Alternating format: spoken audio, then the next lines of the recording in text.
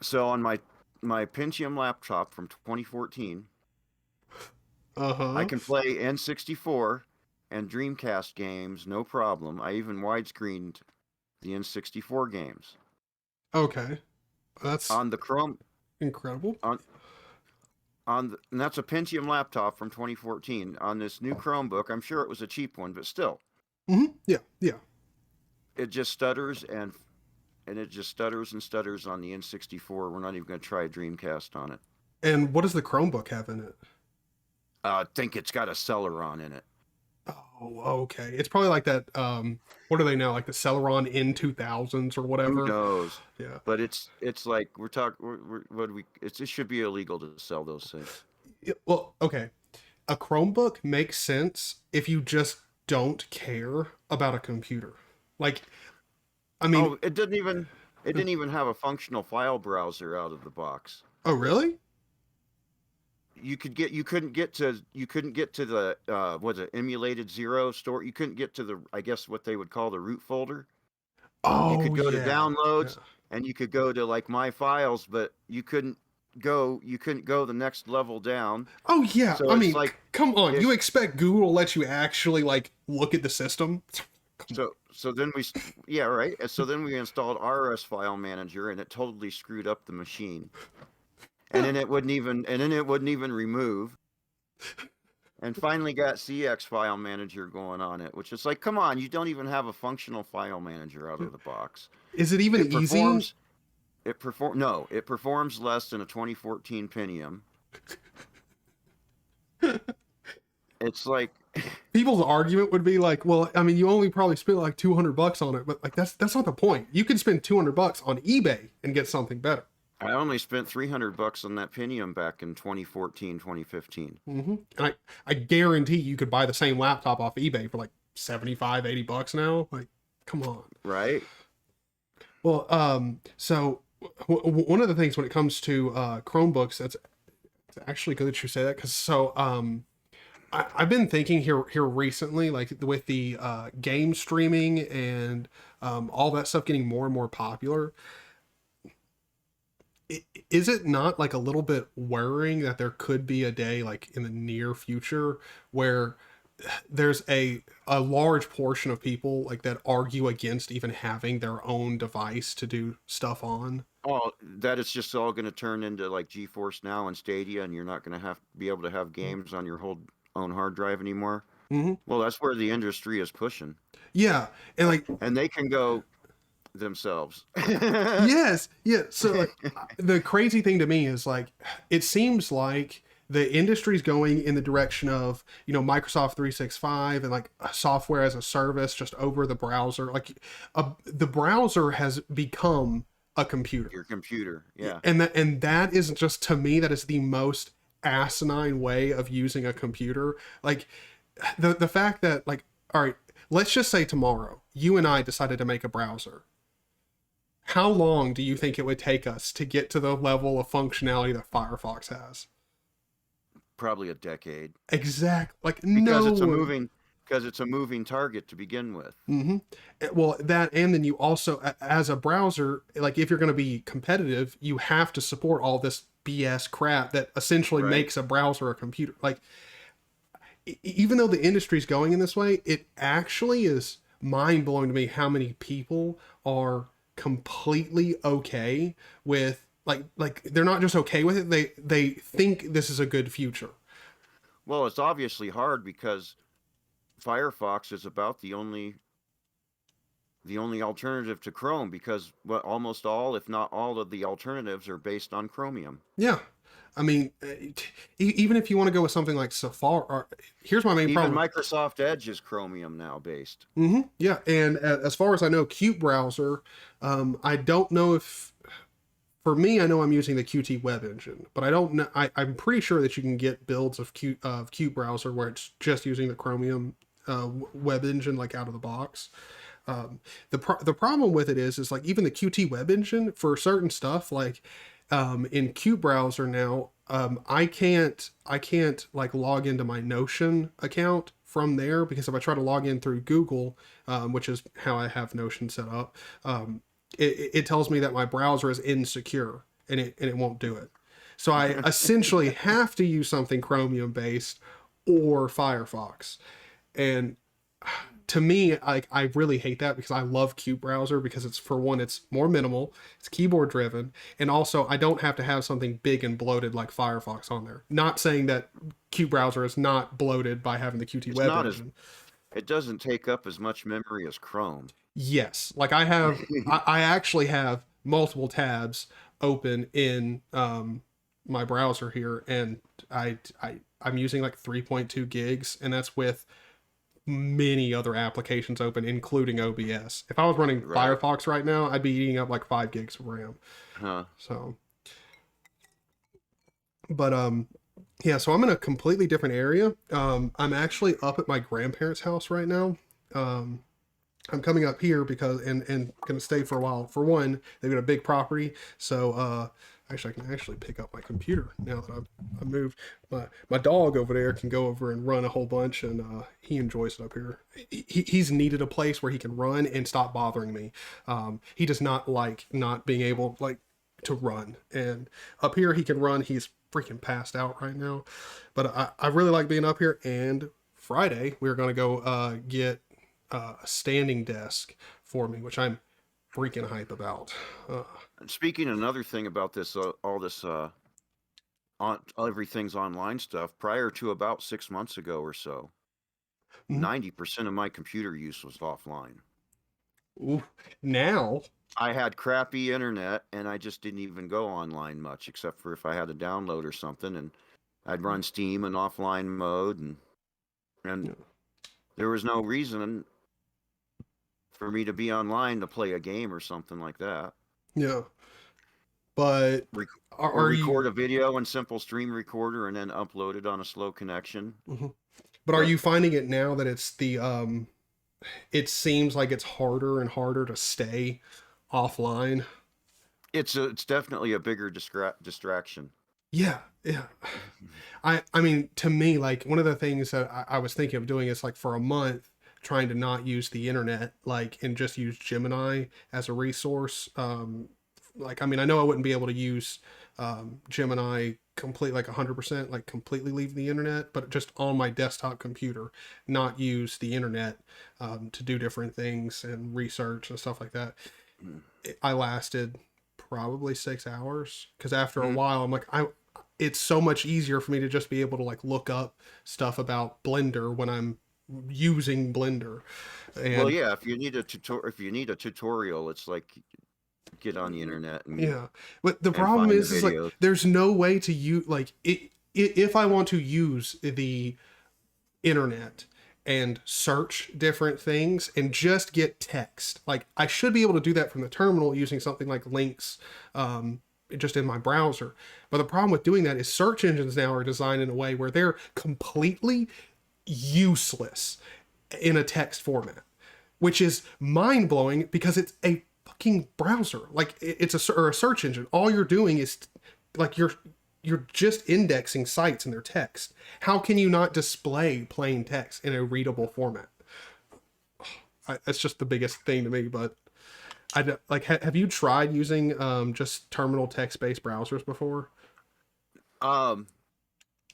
Well, no, not really. But when I did have my Commodore 64, they had those bulletin board systems, and you hooked your phone to, and it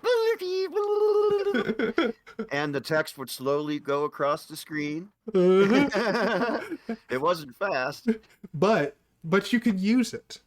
Yeah. I don't know. Today, what pisses me off is the things like text-based, like what Gemini is, with it all being text-based and like Markdown.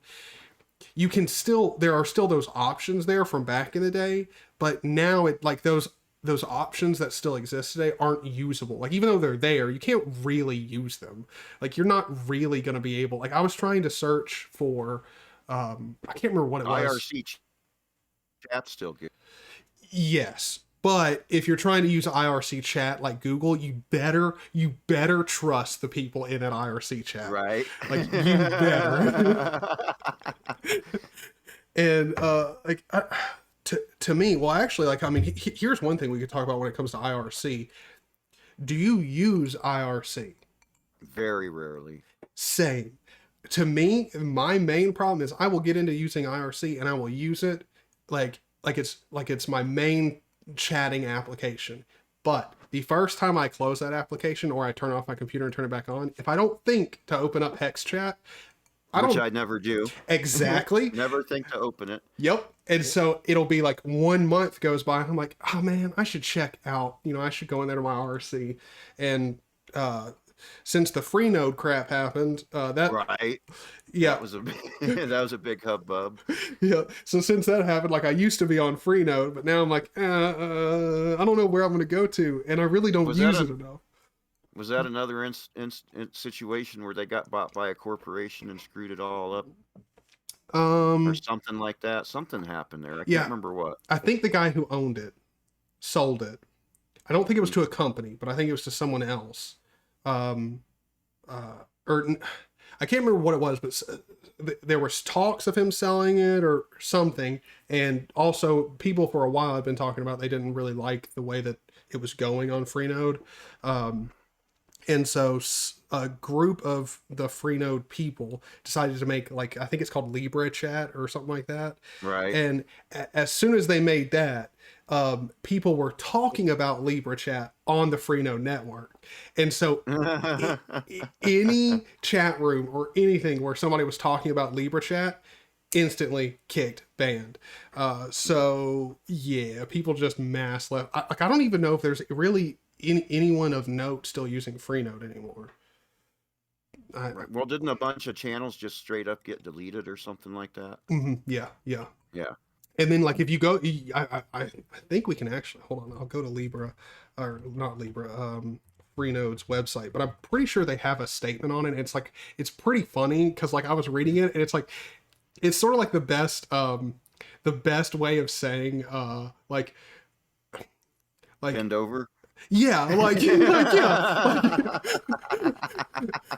we know it seems like we really screwed you over, but in all reality, I mean, we had to do what we had to do, so just take it.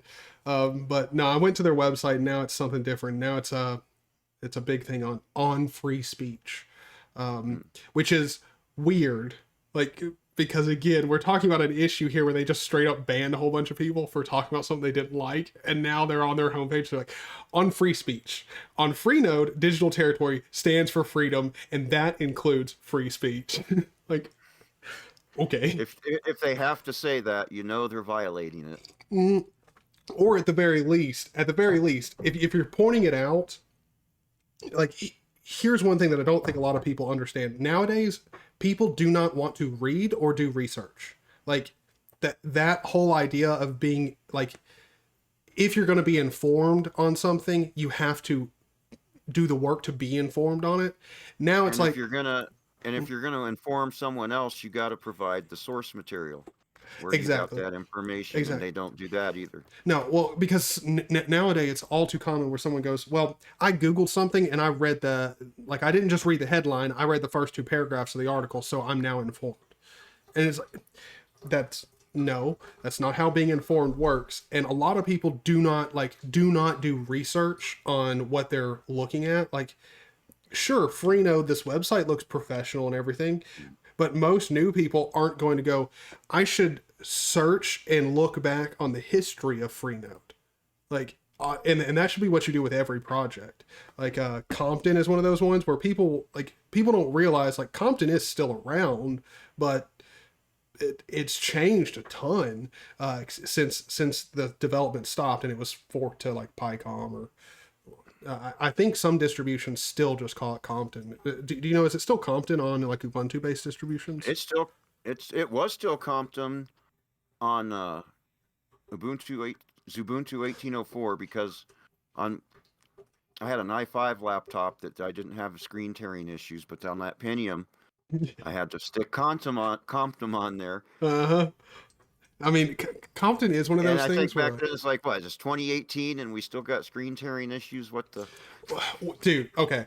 Like, look, it's 2021, and I still. I mean, I like XFCE. It's my favorite desktop environment, but I'm gonna call it out. Yep. on the problems when I need to. Mm-hmm. And I did you see and I've never had trouble with multi-screen support on XFCE. It's always worked as expected Mm-hmm. until I think the live stream I did on RetroArch. Yeah, And then all of a sudden, every time I'd hit play, it switched screens, and I'm like, mm, "What the hell is going on here? yeah. This has never happened before." I haven't used XFCE in a while.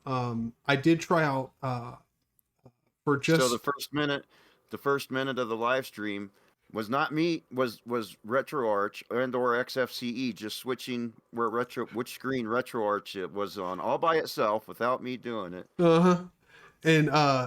And so did you try and figure out why it was happening? Um, I got it to not do it Mm-hmm. later on, Do you but even it know how just you did it? well, it didn't make sense because the GUI don't work right. Oh, okay. It's probably a bug. Probably a pretty strong bug. But And I checked out. I started to think about going in and searching on how to actually. I'm sure there's a configuration file that I could make it do what I want to, no problem, if I knew how to tweak that configuration file and get the GUI out of the way. Yeah. Oh, But speaking of GUI, oh my God, I cannot believe you remind me of this. So I had the biggest issue. So I use private internet access as a VPN. It's not like I'm going to champion them or anything. Like it's right, just they have a track record of not keeping logs. right. So So they're one of the ones where they went ahead and handed over the logs when they were told to, but there's nothing yeah, in the logs because they don't keep logs. yes, and there's actually, like, if you go back and look at them, And there was there's one other that's had the record of that. yeah, but they're rare. They're like NordVPN. Like Yeah. I would never use NordVPN because they like NordVPN is like, if the government's like, hey, can we just see your logs? Like, sure, yeah. Please don't ask us any more questions. Here you go. Like, Right. but private internet access, they're really good. However, well, they're really good. They have applications on every platform: Mac, Windows, Linux. I'm pretty sure they even have a BSD build. Don't quote me on that. But on every phone platform, they've got clients. It's fantastic. On Linux, however, it's really annoying because the way you download it is you download essentially an installer script, and it's fine. You download it, you run the install script, and it installs and it opens up the GUI. Perfect. And the GUI is also super simple. You'll log in, and then there's just a connect button, and you can choose like different places. Now they have a terminal-based terminal-based command line interface.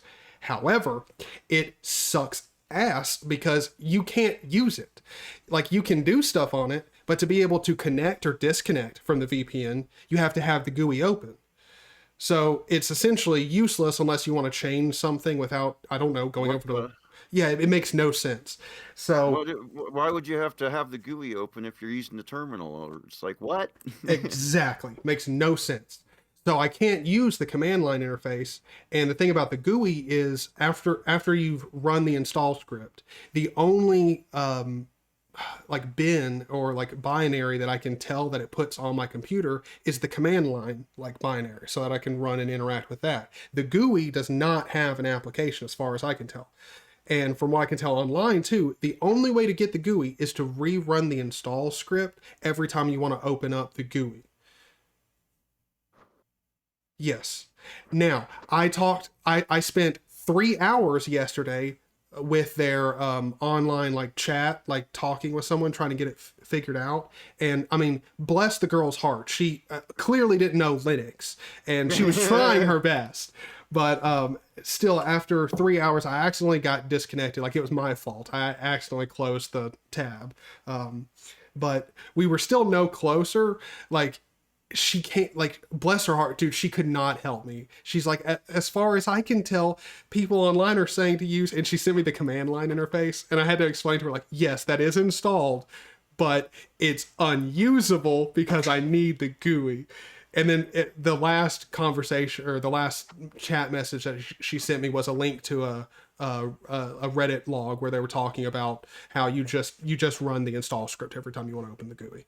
Like that, but that's such an asinine way of going about it. Just reinstalling the whole thing every time.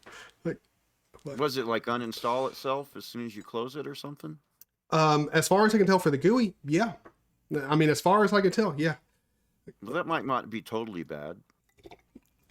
I mean, again, the install script is super fast. It's not like it's a pain in the ass to run it. It's just like I had to talk with their chat because I'm like there has to, like, I have to be doing this wrong. There is no way that's how I'm supposed to use this. And it was like, nope, that's how we got it set up. Yeah. It's like, okay, all right, whatever. But yeah. So do you actually use a VPN at all? No. Yeah. I mean, the only reason I use a VPN is because of, I mean, the occasion where I want to grab a piece of, completely legitimate, legal, Linux distribution and just There torrent was them. one time a month ago I almost did because I wanted to watch a Japanese television show in Japan that's region locked to Japan. Mm-hmm. Yeah. And so I almost did. And then I found out that there's a service that and it was pretty cheap too. Mm-hmm. That lets you do it, and it works in the United States and Canada only, but it would have let me watch all. That's pretty cool, though. I mean, Yeah. well, I mean, it's not cool that it only works in those areas, but that's pretty cool that you at least got the Yeah. option. So I always forget about it, but I also use the VPN for sometimes on Netflix, like to get shows in different places. Like I never really do that a ton, so I always forget about that being just like the reason. Like that's what VPN should market for, but a ton of them are like it's security Because of region lock stuff. Yeah, like that's great because I always forget. Like whenever I have my VPN on, I always forget that I can do that, and then I'll play around with it. I found a really I don't know if you've heard of it, but the French do if you ever like get into zombie movies or anything like that, check out the French. They make some dope zombie movies. They got one. It's called La Horde, and I watched that through Netflix. I mean, it was not a super long time ago, but a while ago, and it was a fantastic movie. I really liked it. It started off super weird too. What's going on? I want to see something. Oh, okay, go. That's perfect because I'm gonna let my dog out. My dog has been farting, dude. It's so fucking bad. Oh, dog farts are the worst. Dude, so bad. Someone had said that Valve released some footage of Rust running on the Steam Deck. Oh, really?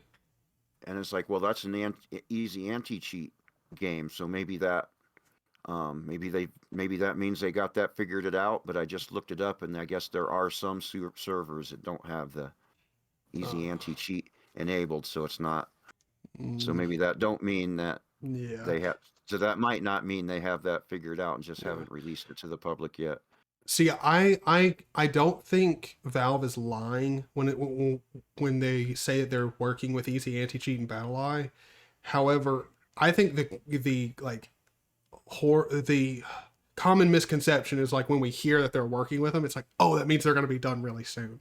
Like, well, they put out a tweet or something on social media somewhere.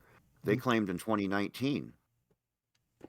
Really? They were working with easy anti-cheat. There's a message way back from 2019 that they were working directly with the easy anti-cheat people. And so it's been 2 years, we still don't have it. So all of a sudden, to be pessimistic for a moment, all of a sudden they think they're going to have it within the next 6 months. Yeah. I mean, you're right. It's a bold claim. I hope they're right. Yes. Me too, man. I mean, I'll tell you one issue the Steam Deck is not going to have, though. What? Inconsistencies. What do you mean? Across different distros and different hardware in Linux, because it's one piece of hardware and it's one distro. And I'll tell you what I mean. I'll give you a couple examples. That Ghost Runner demo. Mm-hmm. Yeah. Total fail on the laptop. Really? On the desktop, no issues whatsoever. And what's the laptop running? Manjaro XFCE. The desktop's running Ubuntu. Interesting. That's so weird. Because I'm running Arch, and Manjaro is Arch base. So, interesting. Well, It just locks up, and it just don't work. It's borked, totally borked. Well, to be the devil's advocate here, I think personally that's a little bit of an optimistic view, because the problem with that is you're also assuming that distros will aim for support and try and target the device in any meaningful way, like for those randoms out there who are running Nix OS right now. Yeah, but Valve will be able to tweak it just hardware. Yes, but I still think if you get the Steam Deck and you take Steam OS that's on it and you just install, I don't really want to say mainline Arch. I'm trying to think of something a little bit more unique, like Parabola. You install Parabola on it, like you're still gonna have there's gonna be problems, because Parabola is not meant to be used on a device like the Steam Deck. Now I think the Steam Deck is going to massively improve the amount of Linux distributions that people can hop to on a new device. Like as soon as you get the Steam Deck, you can try out Ubuntu, Xubuntu, you can try a whole bunch of different things out there, and they probably won't work as well as SteamOS does, because again, Valve is doing optimizations inside of SteamOS for that device. Right. But at the same time, that device should be very well supported. Like I heavily doubt that the people behind Ubuntu or any other mainline distribution are not going to, someone inside of that community, have a Steam Deck. It's going to have one, and yeah. And so any type of things that need to be pushed into that distribution to ensure compatibility with it, it's going to happen way different. Like there's not ever going to be a laptop made like the Steam Deck where developers are going to be like, hey, I definitely went out and bought this new thing, and we have to make sure support works on Ubuntu for it. Like, because that's the problem with this freaking laptop. Ubuntu does not. On the other end of the spectrum of that, though, FreeSpace 2 Nosos, which is a mod manager. I've never heard of it. Open for FreeSpace Open. I've got a couple videos where I do Battlestar Galactica and Babylon 5 mods on it. Okay. The actual developer provides a package in the AUR for it. So it's super easy to install on Arch, on Xubuntu, or any Ubuntu base or any of that. You've got to build it from source code.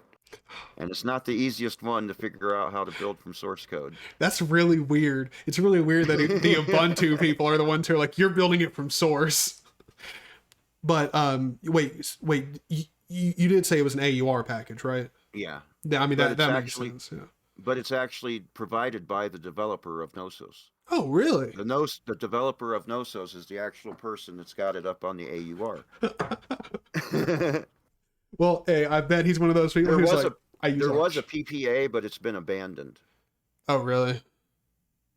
Well, see, the thing for me is like, I don't know. I've never been a big user of PPAs. I've never really liked the idea of PPAs. I've never had a problem using PPAs. Right. But I do prefer the idea of just the AUR compared to it. Nice. I always forget to mute my phone. It's just the best. But I can easily edit that out because I'm super good at editing. Definitely no sarcasm. And then there was another one, Scorch 3D. Whatever you download from their site didn't work on Manjaro. Ubuntu provides there's an actual package for it in the Ubuntu repository. And on Manjaro, I just ended up downloading the Windows version and running it through Lutris, because it was another one. It didn't work. It crashed with new Wine, and so I used an older version of Wine with it, and it was easier than trying to figure out how to build it or do any of that other stuff. Yeah, like it is weird. Like, I hope a lot of newcomers to Linux can understand how this works. So the inconsistencies are an issue to like new people switching over. Yes. But when it comes to like gaming and stuff, like those types of inconsistencies, which, like, let's be honest, when it comes to software, there's not really any inconsistencies other than how Right. do you install the software. Right.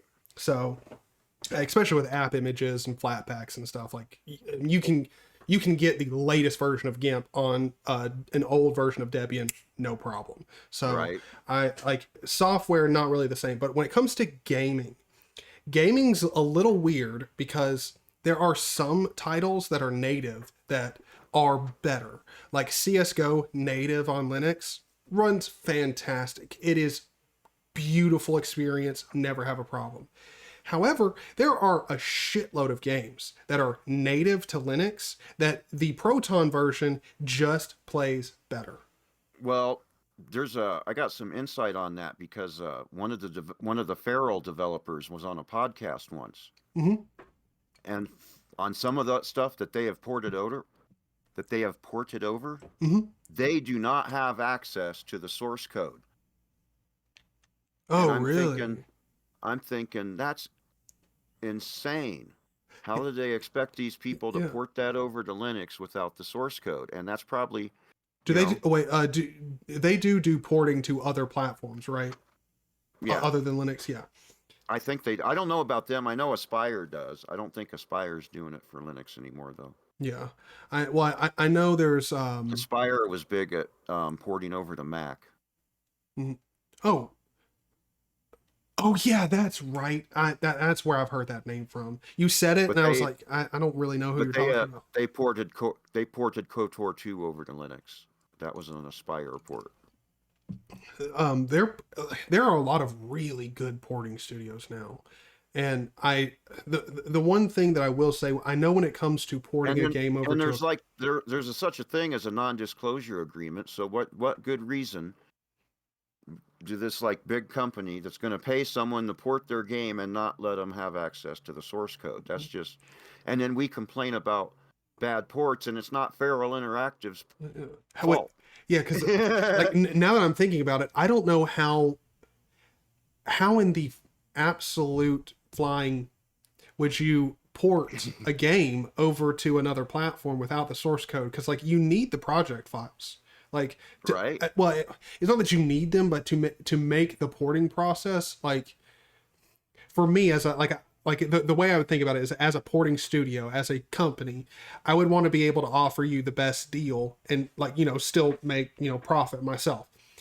Right. The best way for me to offer you a good deal is for me to be able to take your game and port it fast as possible, because that saves me on cost, and that saves Right. you in the end in cost.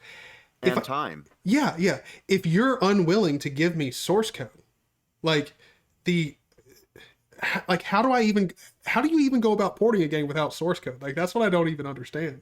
Like that means, as a porting studio, you're not really porting, you're having to recreate the mechanisms and the good lord, I can't think of the word, but anyway, the mechanics of the game. Like, you have to remake those and emulate it.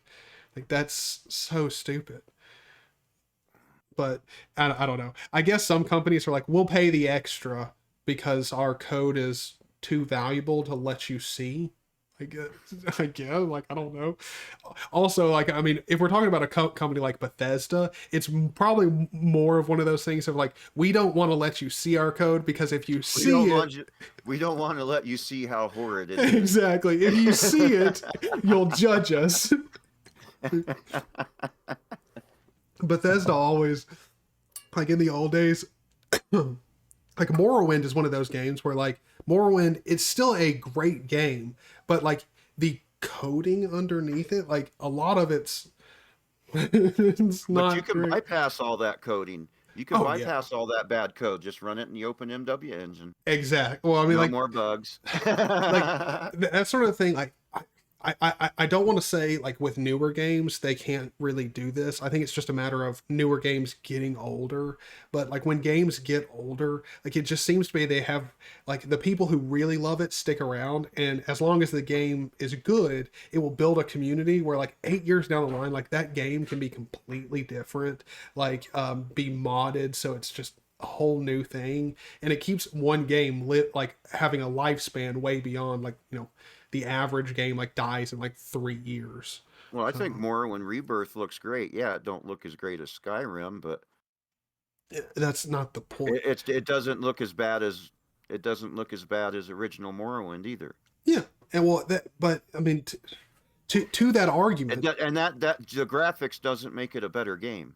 no, no, no. You're not going to have more fun like when it comes to a horror game or something where you're trying to build atmosphere. Like, I only disagree with the graphics argument there, because if you can build an environment that feels more real, like you'll just get it more engrossed in it. But for most games, like people put way too much focus on graphics, and when I say people I mean developers, put way too much focus on graphics for games that don't need them. Like for me, Call of Duty Modern Warfare, like the Warzone thing, I've played it with my friends. It is the dumbest thing to me because the graphics are insane. Like the game looks drop dead gorgeous. But the way that you're meant to be playing the game is you're meant to be playing like running around and shooting other people and dying in like spurts of like 10 to 15 seconds. And if you spend any time in the game looking at the beautiful environment, you're going to get your dome split, and like that's not the point of the game. Like I don't understand, like I won't play it because to me it doesn't make any sense. It's a game that's focused in the complete wrong area. Because also when you play it too, there are pings and everything, and people dying before they're supposed to. I mean, they had the first person shooter mechanics figured out a long time ago, and like even open arena, it's Fantastic. like 500 megabytes. You get, and within that 500 megabytes, you get Windows, Linux, and Mac, and it's great fun to LAN. Yeah, yeah. And it runs on any piece of crap laptop you got. Yeah, I mean, you can run that thing on a potato, man. Like, I played Open Arena on my Gigabyte bricks, like those old, like, and mine's the like old one from like 2013 or whatever. It's like the big red one, and to me, it's the funniest thing because I think it was about 2 years after I bought it. I spent like the $40 to get two Noctua fans to put in there because that thing was a effing jet engine. Like it was this tiny little computer, but it was meant for gaming, and it had an actual dedicated chip in it, but that thing could not keep up with the heat it put off.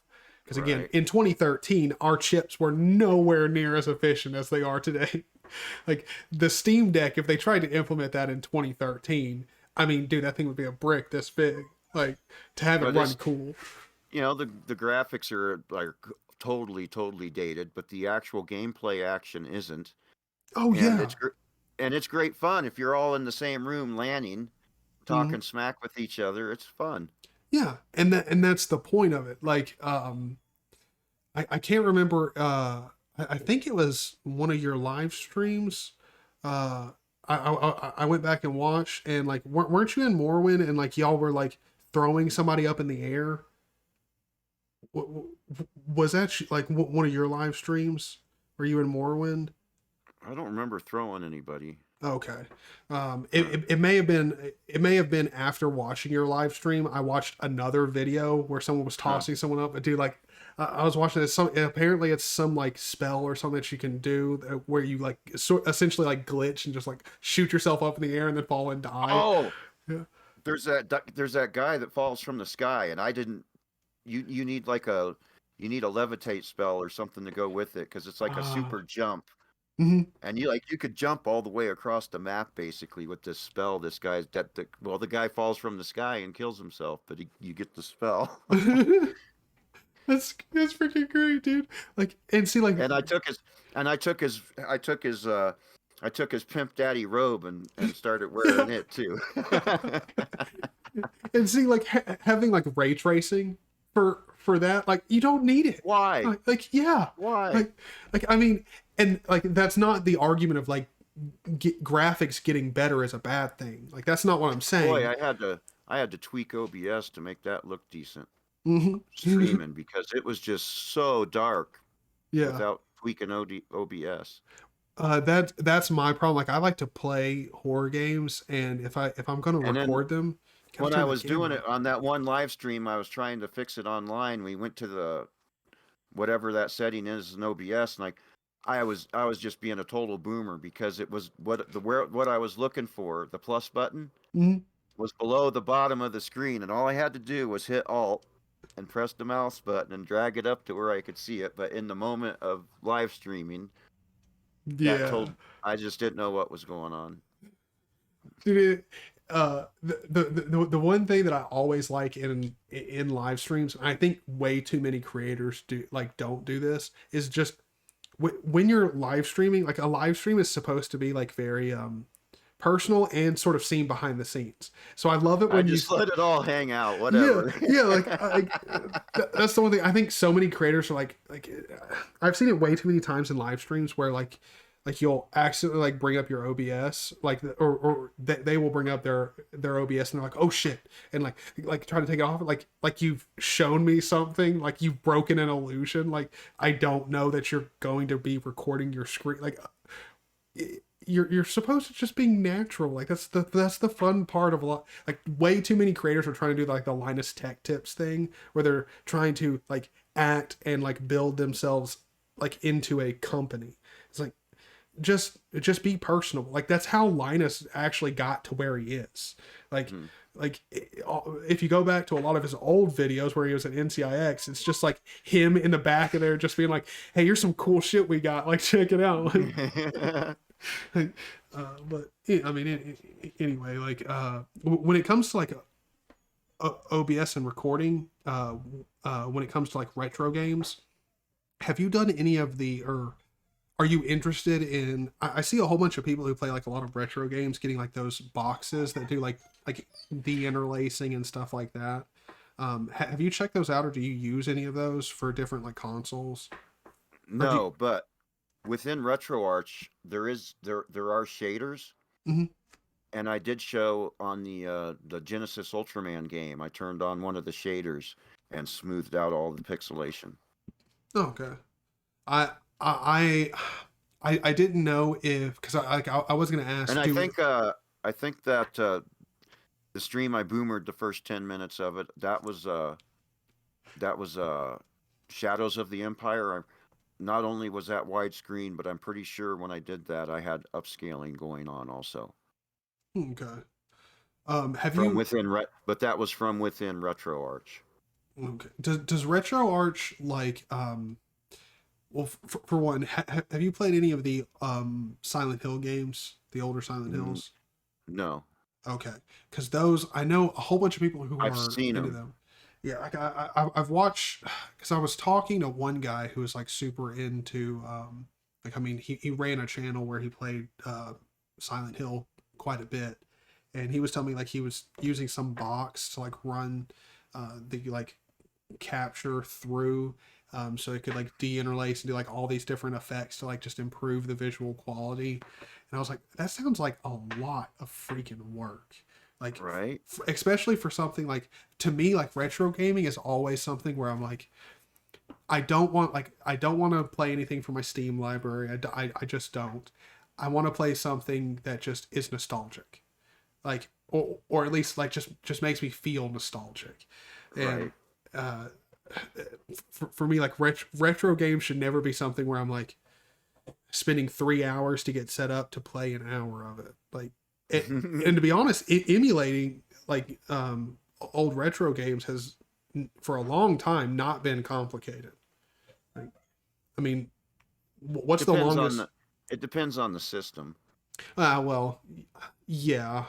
But even then, a lot of emulators now are made to the point where they don't really have a problem. Like, it's not they don't have a problem. They make it easier than it used to be to overcome like any of the weird quirks of the system. Right. Because I know there's one system that I always forget. I can't remember what it is. It might be the Wii, but I don't know. Like, you have to put like a firmware file or like the BIOS file for it, and a lot of the times I forget to do that. And most emulators now will pop up and tell you to do it. Well, like the Dreamcast emulator in RetroArch, you don't need the BIOS files. The games will run, but you'll get choppy sound, especially in cutscenes and stuff.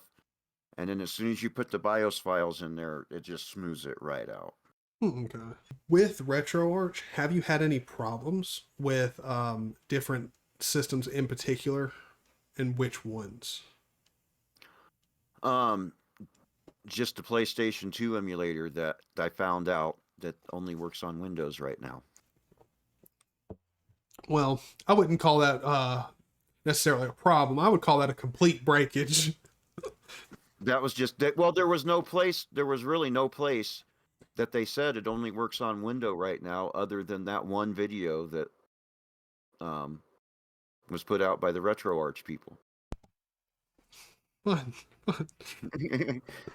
It's always great when there's only just like a hidden source to let you know, like, oh, by the way, you're gonna have an issue, and we just forgot to make it known. Like, I can't remember. I did a video like way back in the day about, I mean, not way back in the day, but I mean, it's been at least a few months, about like this NFT like gaming platform called Gala Games. And to me, like, what blew, like, for me, like, I got a lot of heat because I did a video where I was talking about like the initial impressions on their website, and I did a horrible job of saying that this is just the initial impressions of their website. But like, when you go to their website, like, it seemed pretty like, I mean, it didn't seem like they were doing anything wrong, but it just seemed a little sketchy because they were trying to sell you a whole bunch of stuff on the first page, and there was hardly any information on the website. And then to get more informed on it, you had to go over to their Discord. And there's a whole bunch of places now like that don't understand good documentation. And they make you go to our Discord. Yeah, that is like the most. Like, what if I just want to find some documentation? Yeah, and like, also, I think so many people don't understand this. Telling people to go to your Discord to learn about it is the most asinine way of doing anything, because, like, logically, if you think about it, let's say you're a little, like, you're interested in something, but you're nervous about it. You're not really willing to step into it because you just don't know enough about it. The last thing that you're going to do is go into a community of people who are like absolutely love it, because you're most likely going to get biased answers. Like, right, it's going to be really hard to go in there and get like solid, like, and it's not that it's not going to happen, but it's not likely that you're going to go into that community that loves it and get real answers of like where it could get better, like what's like the problems that you're going to have with it. And so many people don't understand that. It's like, just have good documentation and a community that really likes it and is willing to help. Like, Gala Games did have a community that was, I mean, they were very open and honest with the problems and the shortcomings of the platform and like where it needed to get better. But you just don't always or guarantee that. And most people honestly aren't going to buy into something like a Discord server just to get informed about something. That's not how you. It's not proper documentation. Like, no one really, not no one, but there's so many new people making stuff where it's like you don't have good documentation, and that's how people are going to learn about you. Especially if you're not a product, like you're not a company selling a product. You absolutely need to have good documentation so people can learn about you. right. RetroArch, I mean, I've looked into it a little bit. I mean, they have pretty good documentation, and it's not spread out all over the place. I mean, it was a little bit confusing at first, but once you get it set up, it's great. Yeah. I mean, it seemed like they had plenty there to walk you through. It also, like, now this isn't a complaint about anything that we've been talking about in general. It's more of a complaint with the entire web, but everything has gotten so information non-dense. It's so sparse with information. Like, it's gotten really hard to not have a whole bunch of websites where, I mean, if you want to see a article, like, Freenode is a rarity. Like I'm here on their website, and they've got their whole like free speech like article on their website. That's very rare. Like you only see that with like open source projects. A lot of mainstream stuff, they've got 40 different freaking web pages dedicated to essentially what could just be one FAQ. Like, but I don't know. Do you find that annoying with the internet at all? What I find annoying is like, yeah, they a lot of times they'll have like the answer to every question, but the one you have, and it's like, come on. Also, with the way the internet has gotten, the amount of places that don't have a messaging plate, like a chat to like get back and forth with somebody, is astounding to me.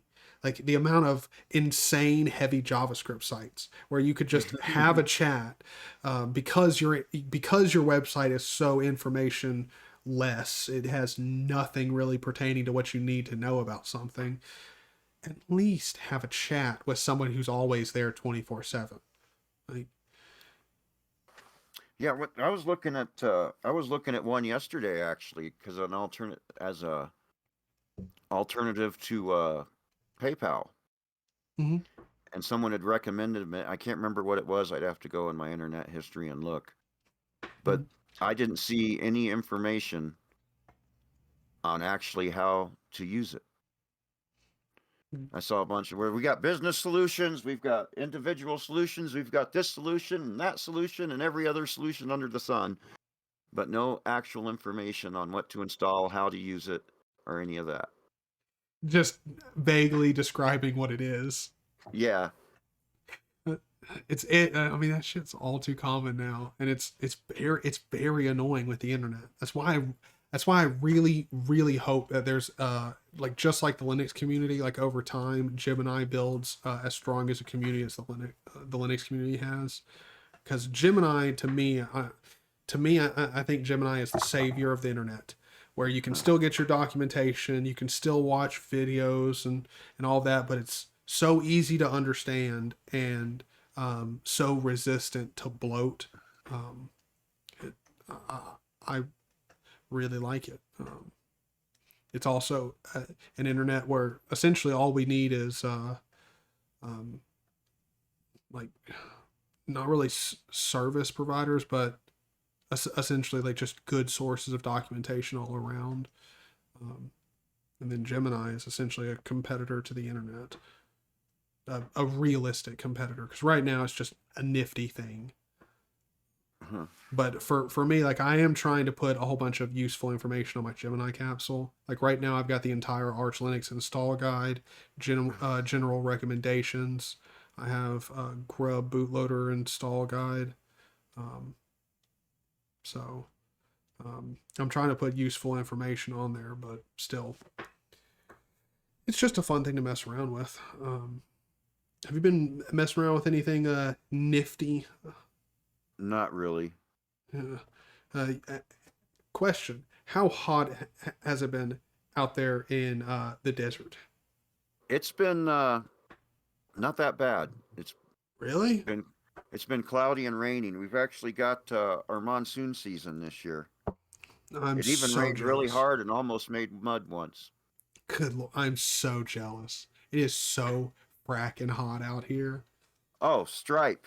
Stripe was what I was. You Stripe mean was the one I was looking into, the alternative to PayPal. Yeah. Because PayPal's so shady, and it's like I've been thinking about getting PayPal to put a virtual tip jar on my like non-monetized YouTube channel, and I just can't bring myself to do it. And so someone said to look into Stripe, and so I looked into Stripe, and it was just a bunch of vague information and no actual real information on their website. Yeah, as far as I know, Stripe is more like an API, like for doing transactions.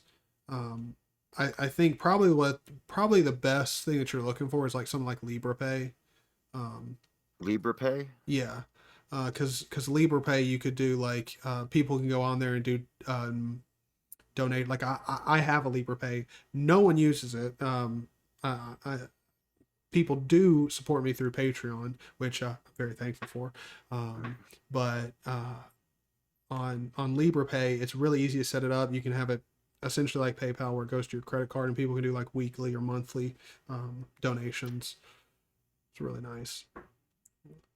Yeah, it'd be like virtual tip jar and then a link is, you know. Yeah, and also one thing with LibrePay is it's actually like, as far as I know, it's the farthest to the extreme, like when it comes to security and privacy. So you don't really have to share personal information, stuff like that. You shouldn't have to.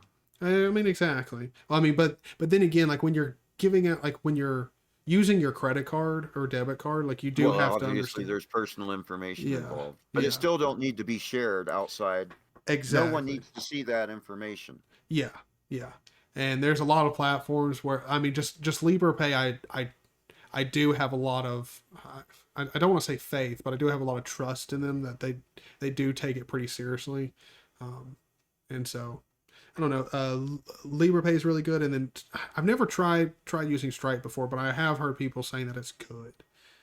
I just have no absolute freaking clue how to set it up. LibrePay is super easy, but that's what I was like determined. I have no idea how to actually set this up by looking at their website and clicking on different things. I probably clicked around their website for like 20 minutes and couldn't find anything on there on how to actually set it up. They're just talking about their APIs. Yep. I mean, that's the modern web for you. You don't actually need to know anything.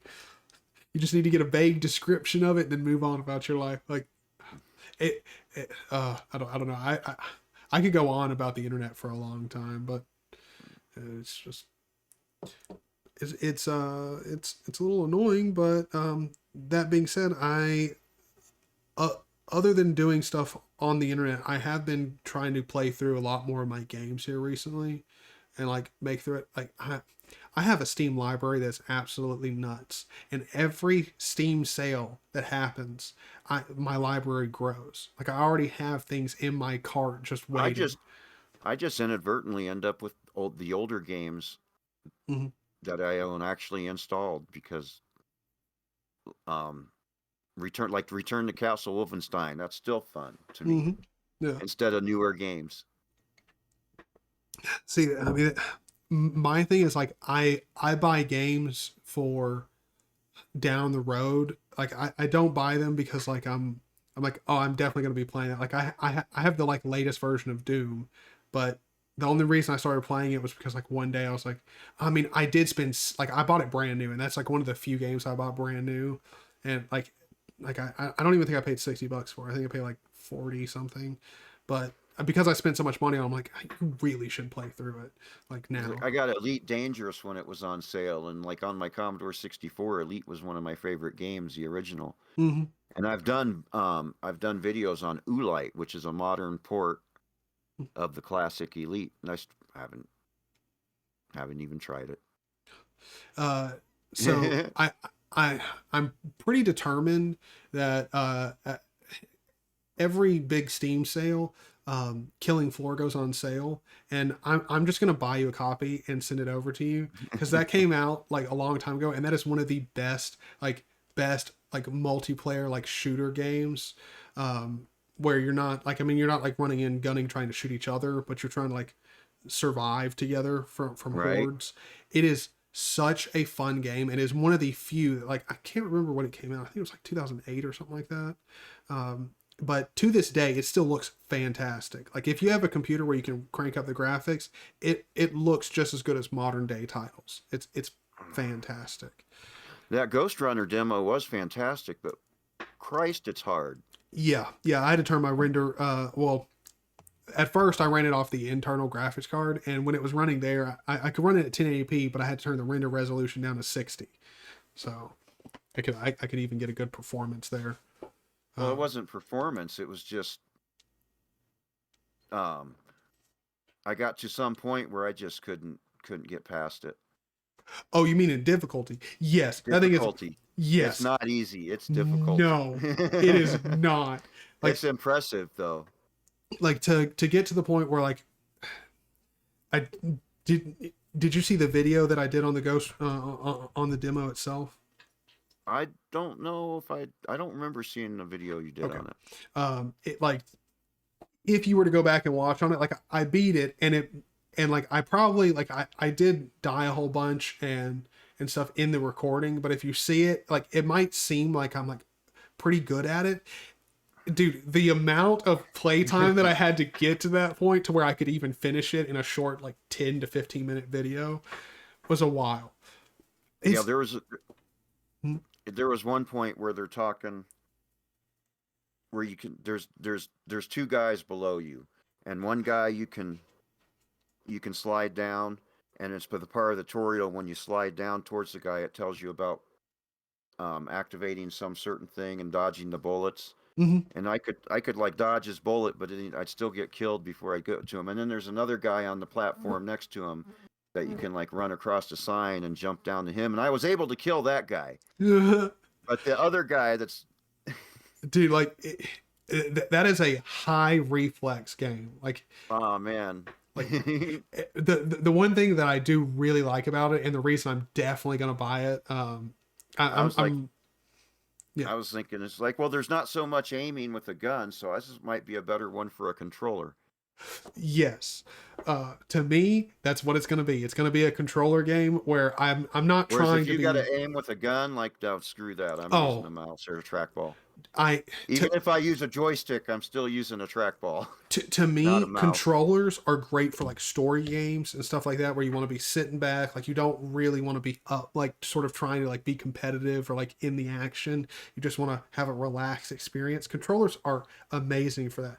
The person who argues to me that controllers are better for stuff like Call of Duty or CS:GO, I'm like, no. you are batshit insane. Well, if my custom game controller was actually made out of new parts and a gaming mouse, I would make that argument that it would be better than keyboard mouse, but not your standard commercial controllers that are sold today.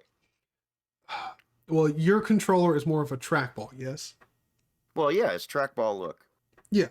So even though it's a joystick, even it's a big arcade fucking giant size. Yeah, but see that's sort of my point. Like I use a trackball thumb mouse. I haven't gone full trackball yet, but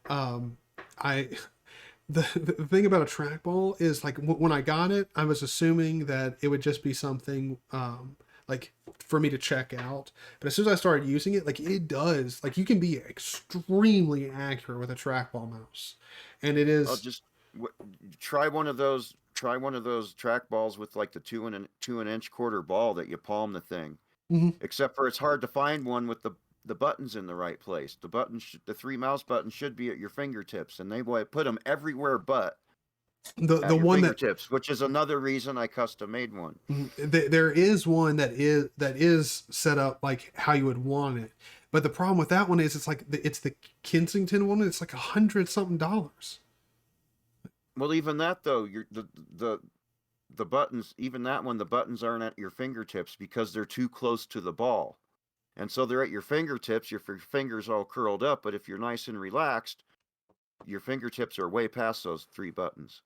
Well, I thought it was like the one that I thought was it had it to where the ball was here, and then the buttons extended the full reach of the surrounding area, like towards the top. Maybe you're thinking of a different one, because I've seen a couple where it's got the 3 mouse buttons, but they're right there above the ball. And even mine that's a mistake I made when I made my trackball. I put the buttons too close to the ball. Yeah. Oh god, like the $21 like Logitech one where it's in the center but the buttons are on the side. That thing is atrocious to me. Yeah, it's atrocious. Oh my god.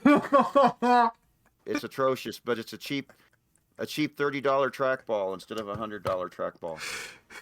Yeah, but those button placement is the stupidest thing. That just defeats the point to me. Like the one that I'm talking about now, I can't even find it. Like I don't, because I know it was like 128, and I found it. But yep. You want a good size ball for a trackball that you palm, in my opinion. That's a nice size. Same size. which is the same size as like a pool ball, an 8-ball or something on a pool table. That's the size ball that I really like. And I don't think there's any sense. I don't think there's any sense in going bigger than that, but smaller than that is not as good. To me, I've got to be honest. I really like this thumb mount, thumb Right. trackball. Now the thing about it is, well, I don't like thumbsticks either, so. well, I was gonna say the only thing about it though is I am gonna have to stop using it, because it's not like I can already tell like my thumb, it doesn't, it's not conducive to like good hand shit. Right. Like it's not as ergonomic as the mouse would lead you to believe, because as far as I know, Logitech markets this as a ergonomic like mouse alternative, and while it is very ergonomic, like my hand sits on it very well, the problem with it is like having to move your thumb like this all the time. That looks like carpal tunnel hell. Exactly. And I am convinced that if I kept using this for another year or so, I'd end up with carpal tunnel. Like I can already just tell my thumb like right there. There's just a feel, like it feels different. And so I know there's some crazy person out there who'd be like, "You're just building muscle in your hand." I'm like, okay, no. But the thing about it is as soon as you've gone trackball, like going back to a mouse, it's not as good. Like you have to just move. You all drag the time. that mouse across the mouse pad, and then you got to pick it up because you still got to drag that way, and it's like no, it's just it's way less efficient and nice. Oh shit! I was talking shit about the price on the Kensington one. Yeah, $30 for that piece of crap, and they sell a mouse for $20. Or is it even more now? No, it's actually gone down. That mouse is now $21. Oh, those bastards! Yeah, they made me pay $30 for it when I bought mine. Now Kensington does have the Slim Blade one. I can't find the one where it's on the top. That's the one where it's got the 4 buttons in the 4 corners. Yep, they're giant. Yep, but that's not terrible. It's not terrible, but you'd have to essentially, like to use it the best way. I'm pretty sure from the picture that I'm seeing, you actually need to run the cord back towards you, because the ones that are towards you are way bigger than the ones at the front. So I don't know. I don't know. And see, like the problem with trackball trackball mice in general is you can't go into like Best Buy or like a retailer and have a selection. You just can't. Like they might have cheap ones there, like this one, but they're not going to have the nicer ones. And they're definitely not even going to. Yeah, and they're definitely not even going to have these laying out where you can even try them. They'll be in their boxes and stuff because they don't assume that you want a trackball mouse. Yeah, even the Kensington Expert, the buttons are in they got a nice ball, but the buttons are in the wrong place. Now I will say one thing. Now that I've gotten this laptop, I have gotten I've started to use this. Like it's weird. I got the laptop that I sent you, and that one's very portable. It can be folded up and stuff. And I just never ended up like carrying it around with me as much, just because like even though it could do some gaming and stuff. Holy cow! The price has come down on. Wait, that's not the Slim Blade. Okay, the price is still up over $100 on the Slim Blade. Oh really? Because I was just looking at it on Amazon. It's $81 here for me. Well, I'm not, And that was the reason. Once I seen the price of a decent trackball, that was the reason I said, "Well, I'm just going to make my own if they're going to charge that much." Oh yeah. I'll either fail or succeed. I learned. I learned that I need to get a good mouse sensor and do that for real. Mm-hmm. Well, I mean, technically you haven't failed. You just haven't completed it yet. Well, I succeeded in the engineering test part. I just haven't gone on to do it for real yet. You think you're just going to order some 3D printed like casing for it and just put it in there? I don't know. because I could do it with plumbing parts like I did, but have it threaded so that you turn it and it raises and lowers that ball to adjust the height instead of having a non-adjustable height. Yeah. Because you got to get that ball perfect, the right height above that sensor for it to work right. Okay. And that was one of the problems I had. Yeah. So you need some way of adjusting the height of the ball. Wait, so does the Slim Blade allow you to do it? Or just what's that? Does the Slim Blade allow you to adjust the height of the ball? Well, no, it's not a custom made thing. Wait, so like when you're talking about raising and lowering the ball, what do you mean by that? Well, and I'm talking about a custom made one. Yeah. Well, I mean, but what do you mean by raising and lowering the ball? Like just the ball itself, like in the Yeah, the ball itself versus the mouse sensor versus the lens. Okay, so what does that do? Does that just make it? If it's too high, it don't track right. If it's too low, it don't track right. It wants to be, there's a sweet spot. And of course they've got the sweet spot hard engineered into it. But if you're making your own, you got to find that sweet spot.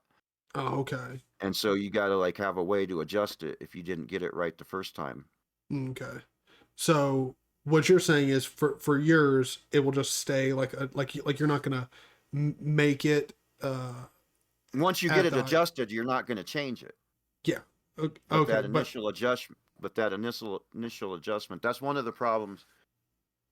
Just one of the problems. It doesn't work so good now because I had it almost perfect and I should have left it alone. Mm-hmm. And the only thing I can do is pull the silicone nitride balls out and try to push them back into those holes at a different height.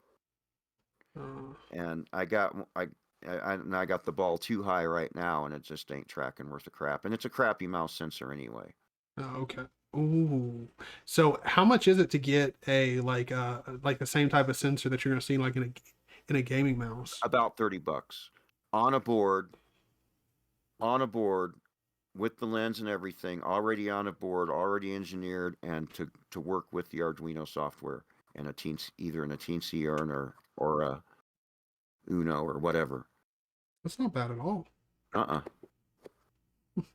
It's actually already on a board, ready to plug into a Teensy or a Arduino.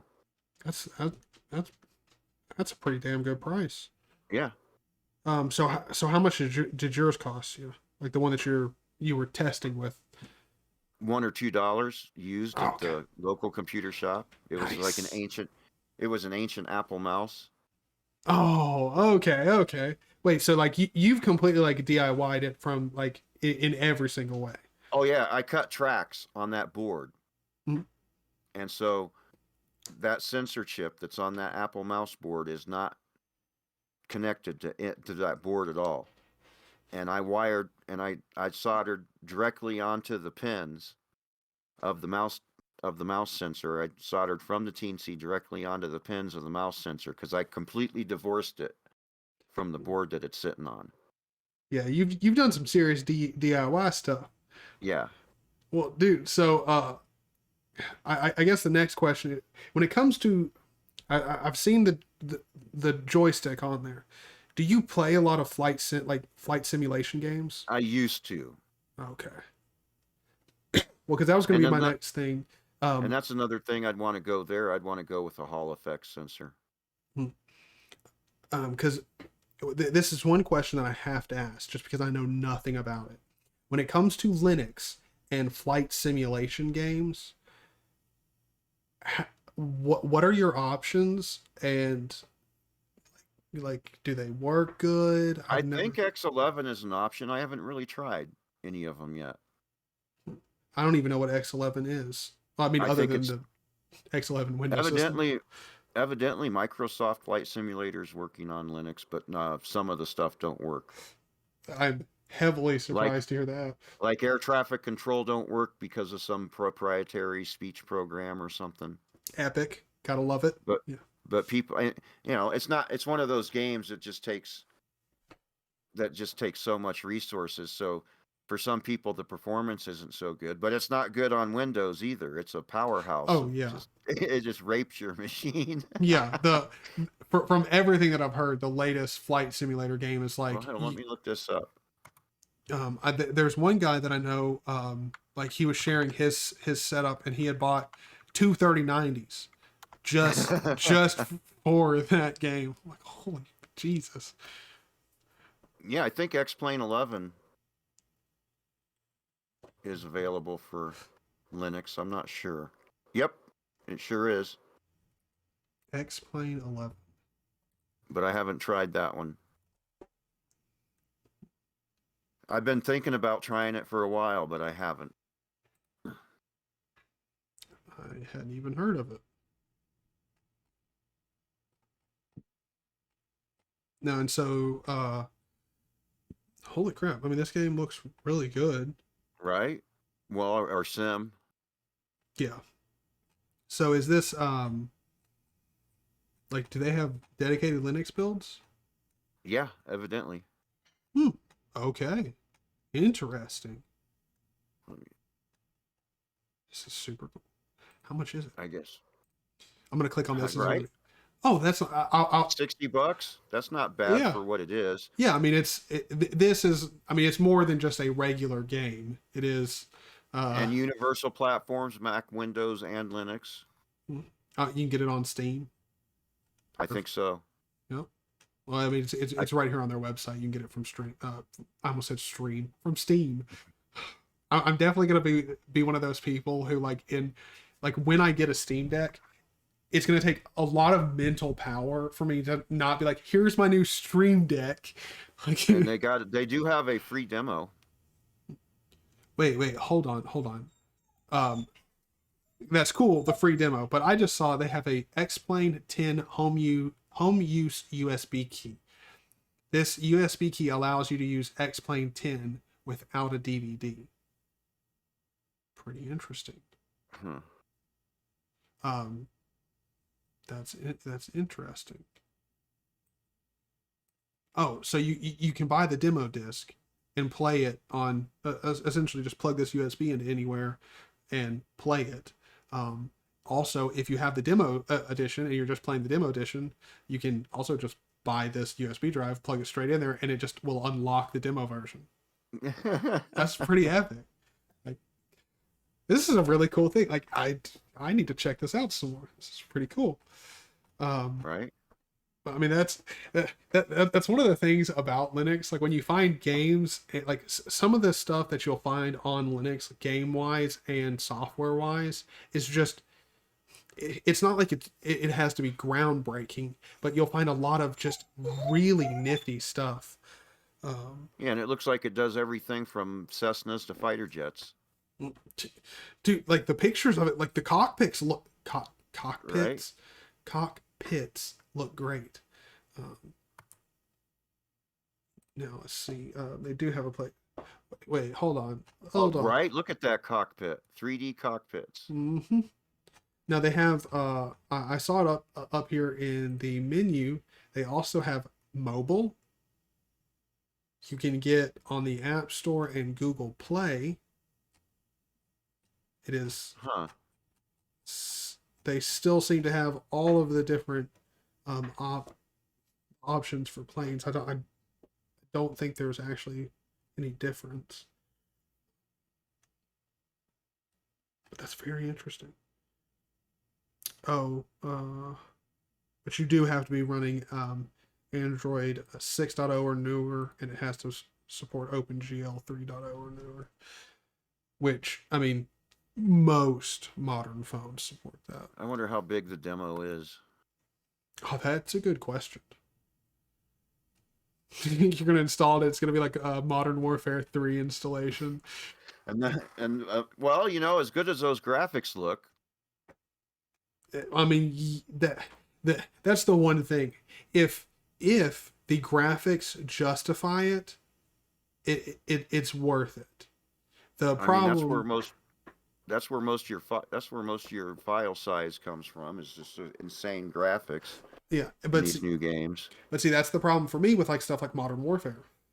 The whole point of the game is for me to not look at the environment and to just push Right? The through. game's going by so the game's going by so fast, and it's so fast paced. You don't have time to like focus in on any of the background or any of the graphics. Exactly. And you can't justify 150 gig download just to Whereas like have really realistic faces for headshots. Like, we're putting around on a Cessna, you do have time to exactly. take in the scenery. Yeah.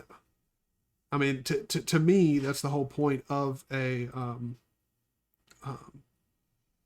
like simulator style game. Like, not even just a flight simulator. With most simulation games, you're trying to take in the environment and the world and see it. Wait, hold on. I just downloaded the Linux installer and it was Yeah, it's 20 just the megabytes. installer. Yeah, it's just the installers. Who knows how much it's going to download when you run it? Yeah. I have a I just feeling it's saw going to be that. a lot. I'm I'm tempted to try it. I am tempted to see what I got on here and what I can get off of it before I try it. Ooh, ooh, ooh. I just have a feeling that it's going to be a huge installer. Like, or I mean, a huge like game download. But who cares? I'll still do it. Right? If you got the hard drive space, that's one thing. I just really don't right now. I need to put another. I got that 200.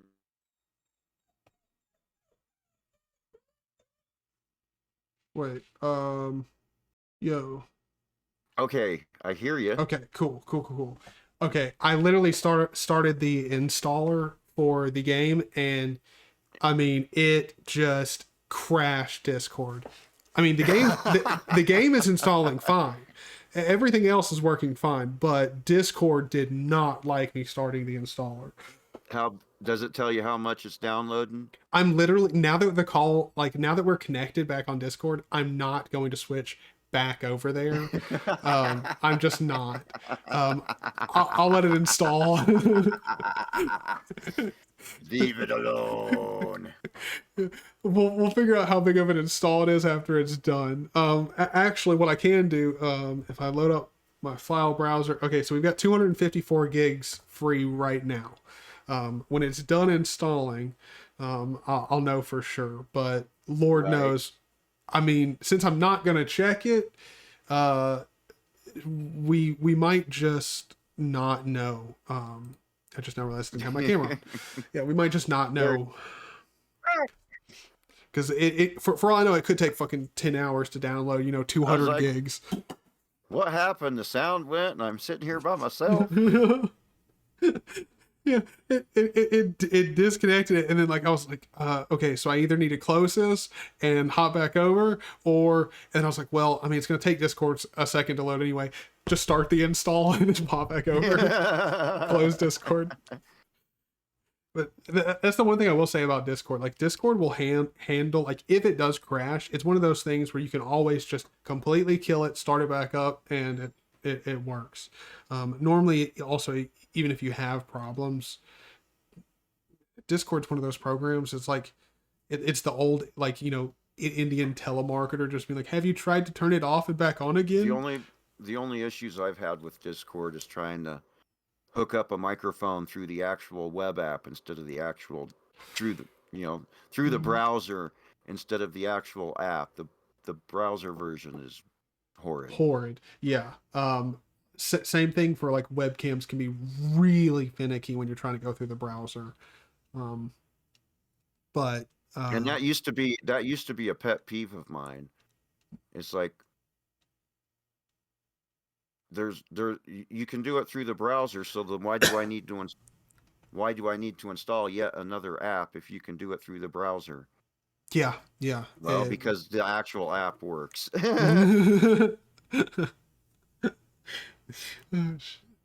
Well, so other than this massive cool airplane game that I'm definitely going to be checking out here before too long, is there anything else that you've been interested in when it comes to Linux gaming, anything like that here recently? One of these days I am going to get around to trying to run Elite Dangerous. Mm-hmm. Speaking of flight sims.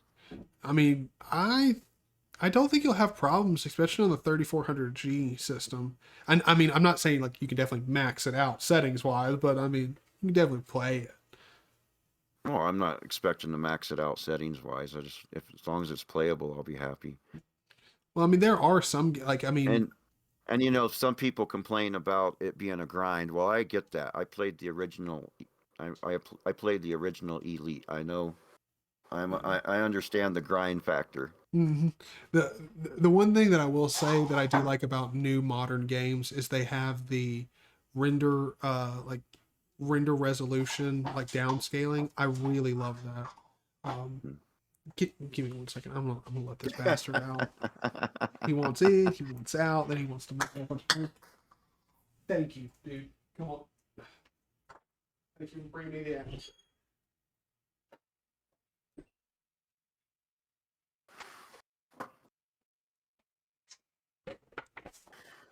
It's not specifically Linux related, but I'm just can't wait for um the devs of Fate of the Galaxy, which is a mod for Free Space 2 Nosos, Mm-hmm. are claiming they're going to actually release that by the end of the year. And for years, all they've given us is these awesome, great looking screenshots of this awesome freaking Star Wars game Mm-hmm. for Free Space Open and Free Space 2.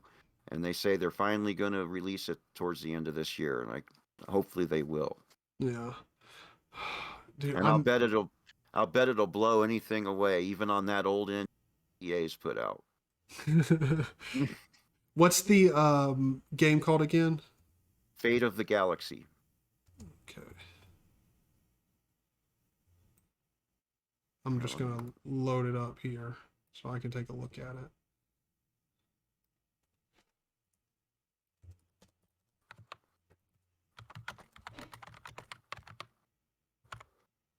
Now, see, the sad thing is I let my dog out so he won't make any more noise.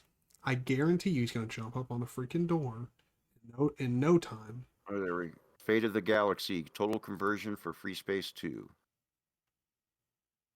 And and of course, I get a security warning that it's a security risk site. Jesus Christ. So don't go to that one. I'm getting a whole bunch of wikis. Yeah, that too. Free Space Wiki. That hardlight.net. There we go. Fate of the Galaxy, formerly known as Star Wars conversion. Okay. Interesting. And it looks gorgeous. They're models that they do show. And they've shown some they have shown some they don't stay up. If you don't see them when they're live, you're not going to see it, but they have shown some gameplay too. Dang, man. The X-Wing picture that I'm looking at, or the X-Wing render that I'm looking at, that looks real good. And I like the Babylon 5 and the Battlestar Galactica mods for Free Space, so I mean, they don't look anywhere near as gorgeous as this stuff. Holy cow. I mean, see, that's the one cool thing about the game that we're working on. Is like I've been trying to hold back. I'm not doing any live streams yet. Also, I've been procrastinating with working with Blender anyway. But the work that I'm doing with Blender right now, I want to get up some models that are very primitive, and then go back and redo them very nice, live on stream, and do that. And the goal for the game that we're working on is just to make something that's brings the sort of professional look to open source. Right. So, but the cool thing about an open source game is that you don't have to bother with a release date. That's not the point of it. Right. There's not a time frame when it needs to be done. Well, how long has Zero AD been in alpha? More than 10 years. Exactly. And that's a great game. Yeah. I've given up on them ever. At this point, I have given up that the campaign is ever going to work.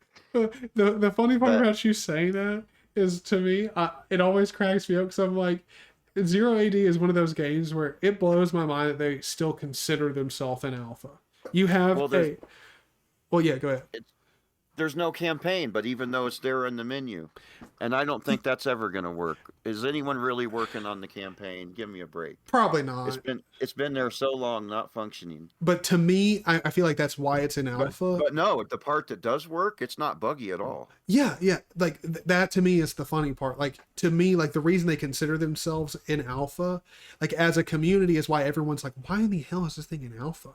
Because like no one's really focusing on the campaign. Everyone's playing with other people, doing solos, like, you know, just doing your own sort of thing in Zero AD without trying to do the campaign is not. It's not hard to have fun without the campaign being fully fledged and finished. Like, no, it's fine. There is no campaign. There's just a campaign button. Yeah. But like you don't even need to be like to me, I think they're working on more maps and more features, and the graphics compared to the first time I played it are so much better. Yeah.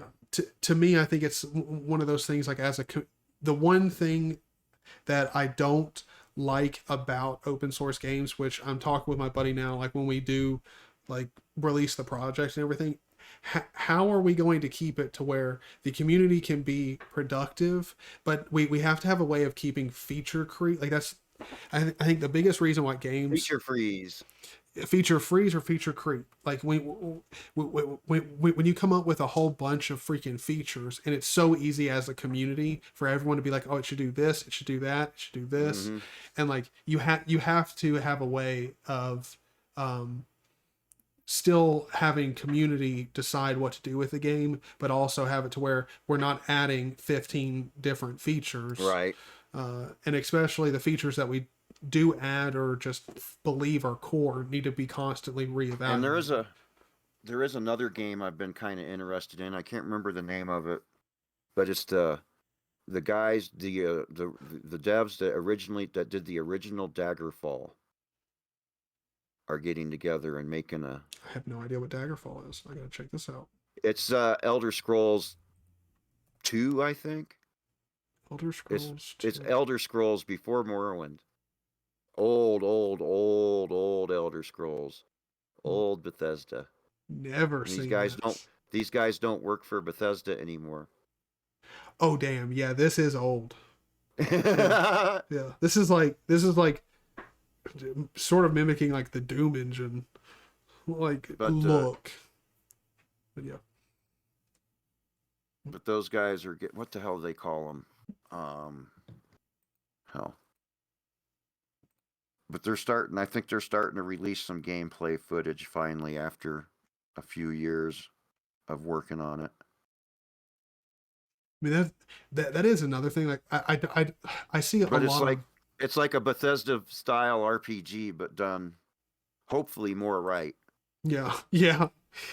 The one thing that I do see a lot of today that it just sort of puts me off is a lot of it. I see a lot of indie developers like making cool and interesting products, or not necessarily products, but games, and then they've got a really cool idea, they've got a really solid foundation, and then trying to act like a bigger corporation in how much funding they need. Like I don't know if you've seen like there's a lot of Kickstarters where they have a really good game that could be like the development could be expedited quite a bit by probably at the most. I guess it's the original Elder Scrolls game. Daggerfall is what they're saying. Well, I'm here on their website, and I think it says the Elder Scrolls Chapter 2. Okay. And these guys are calling themselves Once Lost Games. I'm not sure what the name of the game is going to be, but hold on. What they have said about it and the media that they have put out, it looks like it might be pretty badass. I did not. I'm going to assume this game is free because I just on their homepage here for Daggerfall, they have a button that says download the full game, and I'm expecting that to take me like to a website or like someone to try and sell it to me. No, it just is straight down. It's a straight download thing. It's like There's people still like that game, and someone has put it in the Unity engine and improved it just a little bit, but it's still the old, not much. It still looks like Daggerfall. that's so interesting. But just so you can, Huh. but it's the developers that developed Daggerfall that no longer work for Bethesda got together, created Once Lost Games, I think and are working on a open world RPG. And it's like old school guys, so it might be good.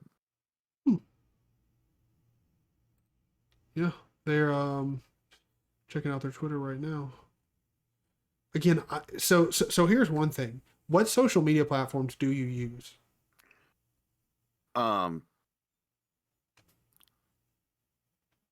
Facebook, just to talk to family, talk to my friend in Japan, and I'll go ahead and throw my YouTube videos up on it, and Twitter for basically the same reason, just mostly just to throw my YouTube videos on it, and for the most part, and Discord, and for the most part, I ignore them most of the time. Yeah. What I think it took me an hour to see is like, oh shit, it's Tuesday. Well, dude, like, I don't know, like, I feel like all too often nowadays people are like really concerned about time and like, especially on my computer, because if the Discord app's open on the computer, you get all these notifications coming in. And I'm like, oh, shut that thing down. I don't want this. Yeah. Or here's a big thing that I do. I don't know if this happens for you too, but like if I leave Discord open on my computer and walk away, like I expect to get Discord notifications on my phone, but you won't get them because they come in on your like app on the computer, and you get the notification there. And so instead of the phone. Yeah, it happens to me all the time, and I freaking hate it. Oh, and then that one time I tried to call you back, I look at my phone and it said, called seconds ago. And no, that was like, it said called seconds ago, an hour ago, and it still said that. Yep. Yeah. So I thought I'd missed another call, and then I look at my computer don't say I missed a call a few seconds ago. Mm-hmm. Yeah, and then when you like, even when it updates, it's like the call lasted a few seconds. It's like that is the most confusing. No, there was no call. It was a one-sided call. If it wasn't a two-sided call, there was no actual exactly. call. It didn't last any amount of time.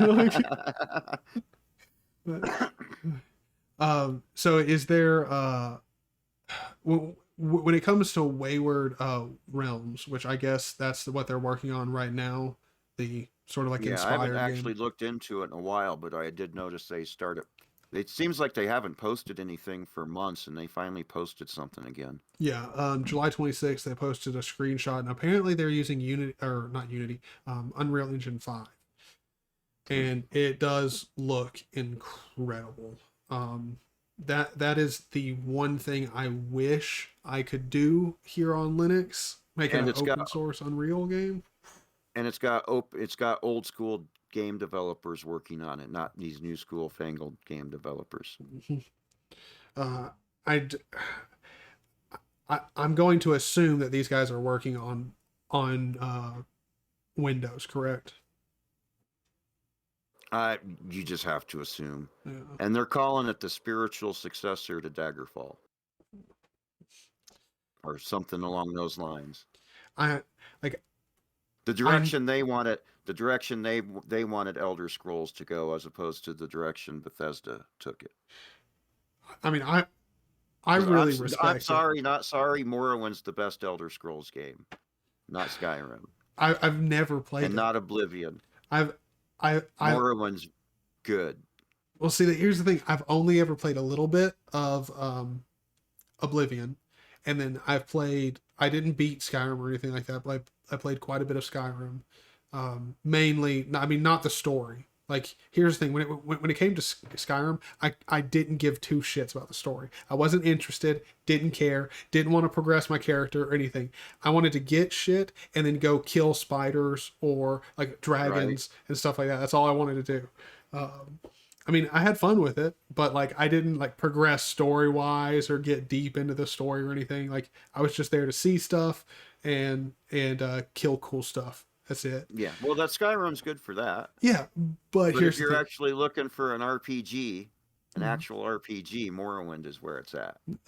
Uh, to me, the only reason Skyrim was like an interesting game for me had nothing to do with like for what a lot of people like makes old Bethesda games great. For me, Skyrim, like what I loved about it was uh, vanilla was fun to like do interesting stuff, but then like I only came in and started playing Skyrim at the point where like mods were really popular, and so I just like I mean playing modded Skyrim was just so much fun. Hmm. I can't remember what mod I found this random mod where just like you would have like Oh man, random NPCs. I have a friend. Speaking of Skyrim, and he always complains about his window PCs just get slower and slower and slower and slower. But he's running Skyrim with like literally 100 mods. Uh, I don't want to be the one to help him with that on Linux. That's no, so I no, just like, yep, yeah, just keep using Windows. I don't want to help with yeah, that. uh, Because I have gotten Vortex Mod Manager working on Linux for Fallout New Vegas, mhm, and it worked great. And I haven't done it in a while, but it worked great the first time you install things and set things up. mhm. But then when you'd go back in to the mod manager and try to change things around after the fact, it's like, okay, I decided I want to disable this mod, or maybe okay, I want to re-able this. That's when it would fall on its face in Proton. Of course, that was over a year ago. But the Ooh, initial setup, and like if you knew what mods you wanted to install, and you installed them all at once. yeah, it I just didn't worked. have any I didn't have any problems with it. But then once I went to go back and open it up and and change it, then it fell on its face in Well, Proton. I will say And of one course, thing. Have it you? might fall on its face in Windows too. I don't know. Yeah. Um. Neither do I. Have you played any Arma 3 at all? No. Dude, for one, it will cripple any computer that you like. It doesn't matter what computer you have. It is balls to the wall. But the one cool thing about Arma games in general is even though like if you try and play them even like towards medium tie settings on any computer, it's just going to be so difficult. There's no such thing as maxing out, but you can drop the settings so low that it'll play on most devices. Hmm. And Arma 3 is one of those games where the mods for it don't really make the game, but there are a lot of servers that like have like survival mods on there, and it's just a Huh. lot of fun. Um, and there is a launcher for it that someone hosts, and it's fantastic. So for anyone who's watching this afterwards and who wants to check out Arma 3, um, just know that you can get a mod launcher and install mods and play them Huh. on Arma That looks 3. kind of interesting. I can't remember what it is. Like there's one like you can get a DayZ mod for Arma 3 that essentially turns it into DayZ, which is super fun. Oh, that's However, funny. I'm looking at a Star Wars mod right now. I was just put it on images and started scrolling through, and there's an AT-AT and a stormtrooper. Yeah, it looks like there's a big mod community for that. oh yeah, there. Now I will say one thing. Have you like ever been into survival games at all? Not really. Oh, okay. Were you ever into Minecraft? Nope. Okay. Well, I will say one thing. When it comes to Minecraft, there is a mod for Minecraft that you can get called Crafting Dead.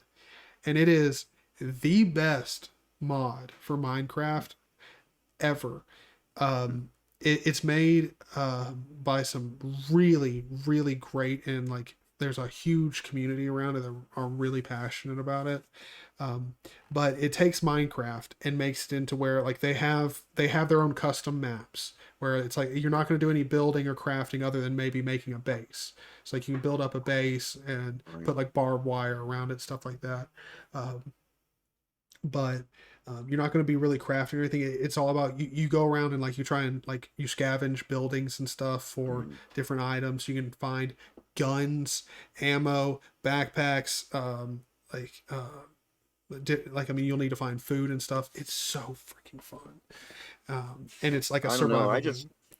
I just find myself going backwards more than I find myself going forwards. Like just yesterday, I installed OpenRA. I don't even know what that is. Open Red Alert, so you can play the original Command and Conquer, Red Alert, and the Dune and the old Dune game, which I'm not. But the original Command and Conquer and Red Alert, but it's a modern engine for those games from the 90s. Yeah. So I've heard of Red Alert, but isn't that one of the real-time strategy? Yeah. Build bases and yeah. Oh no. I for some reason I was thinking Red Alert was one of the ones where you could play it in a browser now. Like it was. You might be able to. I think you can now. Well, I'm sure there are sites. Yeah, I'm sure there are now. Like, there's definitely a game streaming place where you could get it, but I thought like it was one of those ones where you could play it for free straight in the browser. No. You can buy it on. Oh wait, no, that's Command and Conquer 3. Never mind. No. I'm pretty sure if you can. It's hard to find. But I think EA even made them, even open sourced them, and you can. There's somewhere on the EA site you can download Red Alert for free. Oh, yep, I just found it. I mean, it's a Windows installer, but yeah, you can't get it. Yeah, but OpenRA is multi-platform, and you don't even need to install it as long as you got an ISO of the disk mounted. It'll get the assets off the ISO. Oh, well, I'm looking at the official version here, and they actually do have, they have Linux binaries for Ubuntu, Linux Mint, then they have separate ones for Fedora, OpenSUSE, another one for Manjaro, Arch, Antergos. Yeah, but are you talking about OpenRA or Red Alert? Red Alert. Yeah, you'd still want to use the OpenRA engine. Is it just going to be faster? It's just going to be a lot nicer for a modern machine. It's just been optimized. Optimized for modern machines greatly, yep. Okay. Interesting. All right. Well, so when it comes to when it comes to like older like retro games for me, like I don't actually end up playing them. Like I just have them and I'm like I'm going to one day want to play this. And like I think I played the original Command and Conquer for about 2 hours yesterday. For me, like the only time I go back and play retro is for stuff like I should do a video on it where I just go back and play the Silent Hill games. But for me, and I like the older Command and Conquer games way more than I like the new ones. The new ones I'm not that up. I've played them and it just seems like they complicate things too much. Yeah, I've actually never even checked them out. The Command and Conquer. I've seen gameplay of them, and I've always heard good things about them, but I've never played them myself. For me, when it comes to retro, like Silent Hill and the old Resident Evil games are like for me like what I absolutely love. Like the remastered Resident Evil 2 is fantastic and everything, and I love it. But playing the original Resident Evil 2 is just it's so good. And that's not like super old retro game, but it's still not. How old's the original? What console was it on? I believe the Resident Evil 2 game was originally released on either the PS1, and I believe it was re-released on the PS2. Pretty sure. Resident Evil 2 may have come out on the PS2, but I highly doubt it. Highly doubt it. I might have the N64 version if there is such a thing. Oh, I mean, as far as I know, Resident Evil 2 was ported a whole bunch of different places. Right.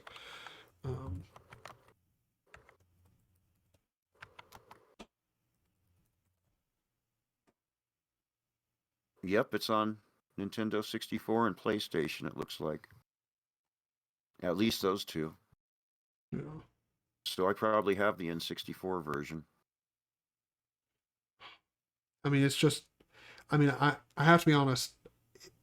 The Resident Evil series, I love so much. I can watch hours of their crappy movies just because I love the games. I like the first two crappy movies. Okay, the first two are great. Well, the first one, it to me is much better. The first than one anyone is else. greater. Yeah. But the second one's good too, though. To me, and then I don't know what happened.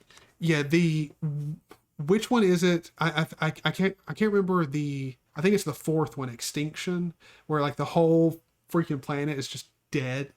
Like that one to me, I actually really liked it. I mean, it was very over the top, but I liked it.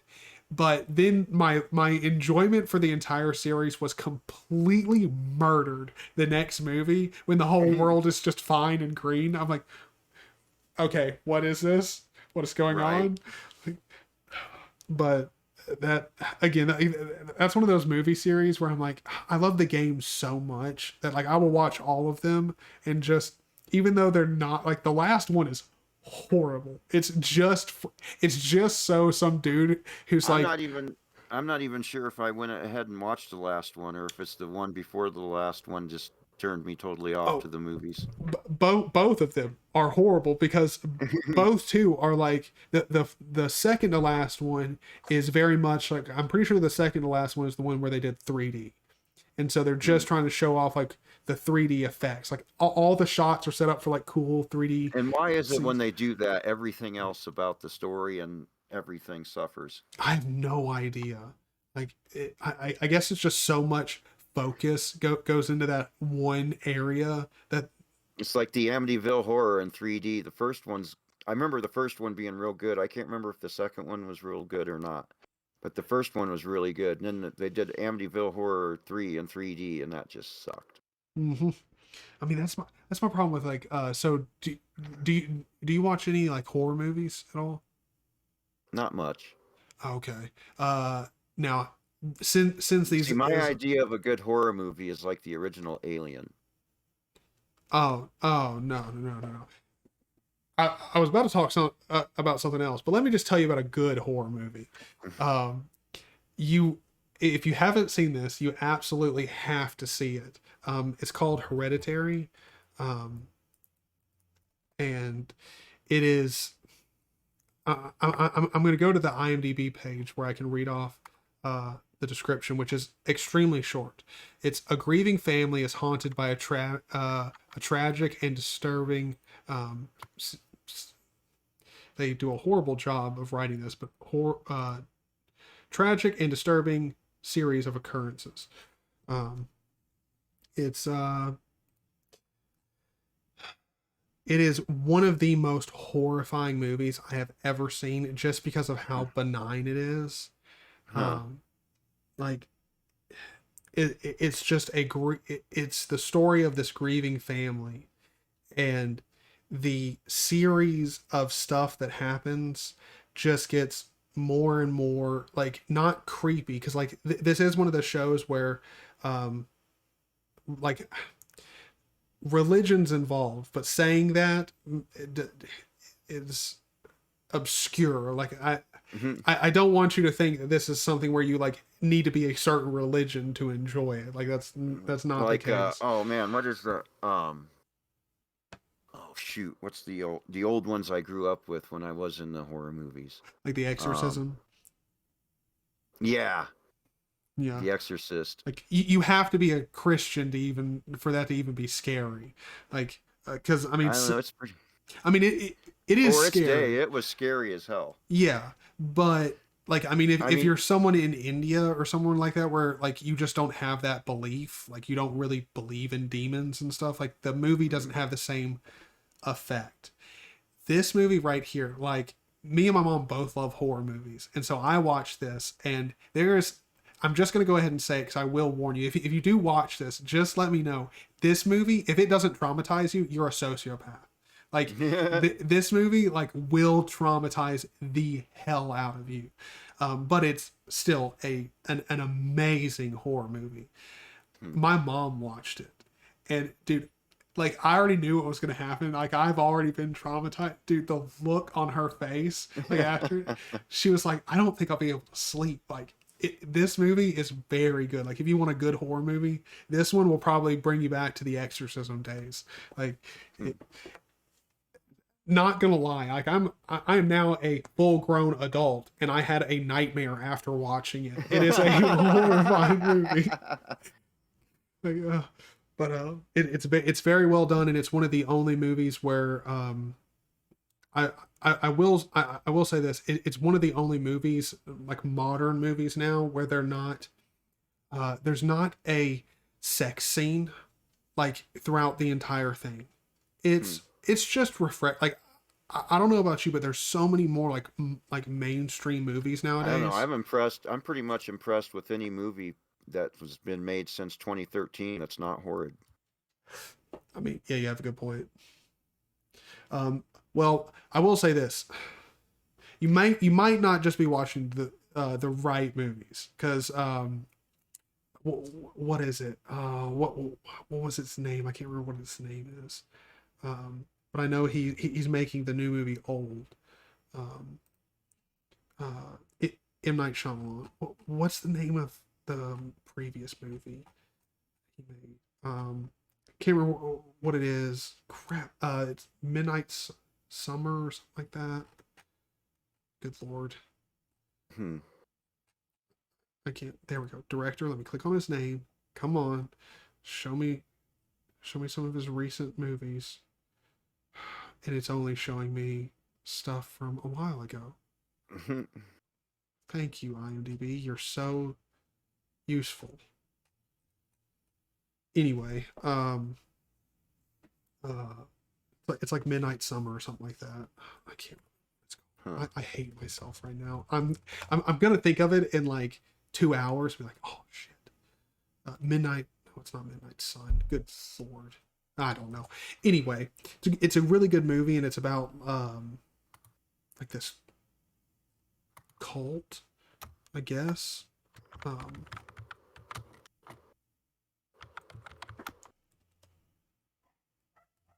Is it Summer's Edge?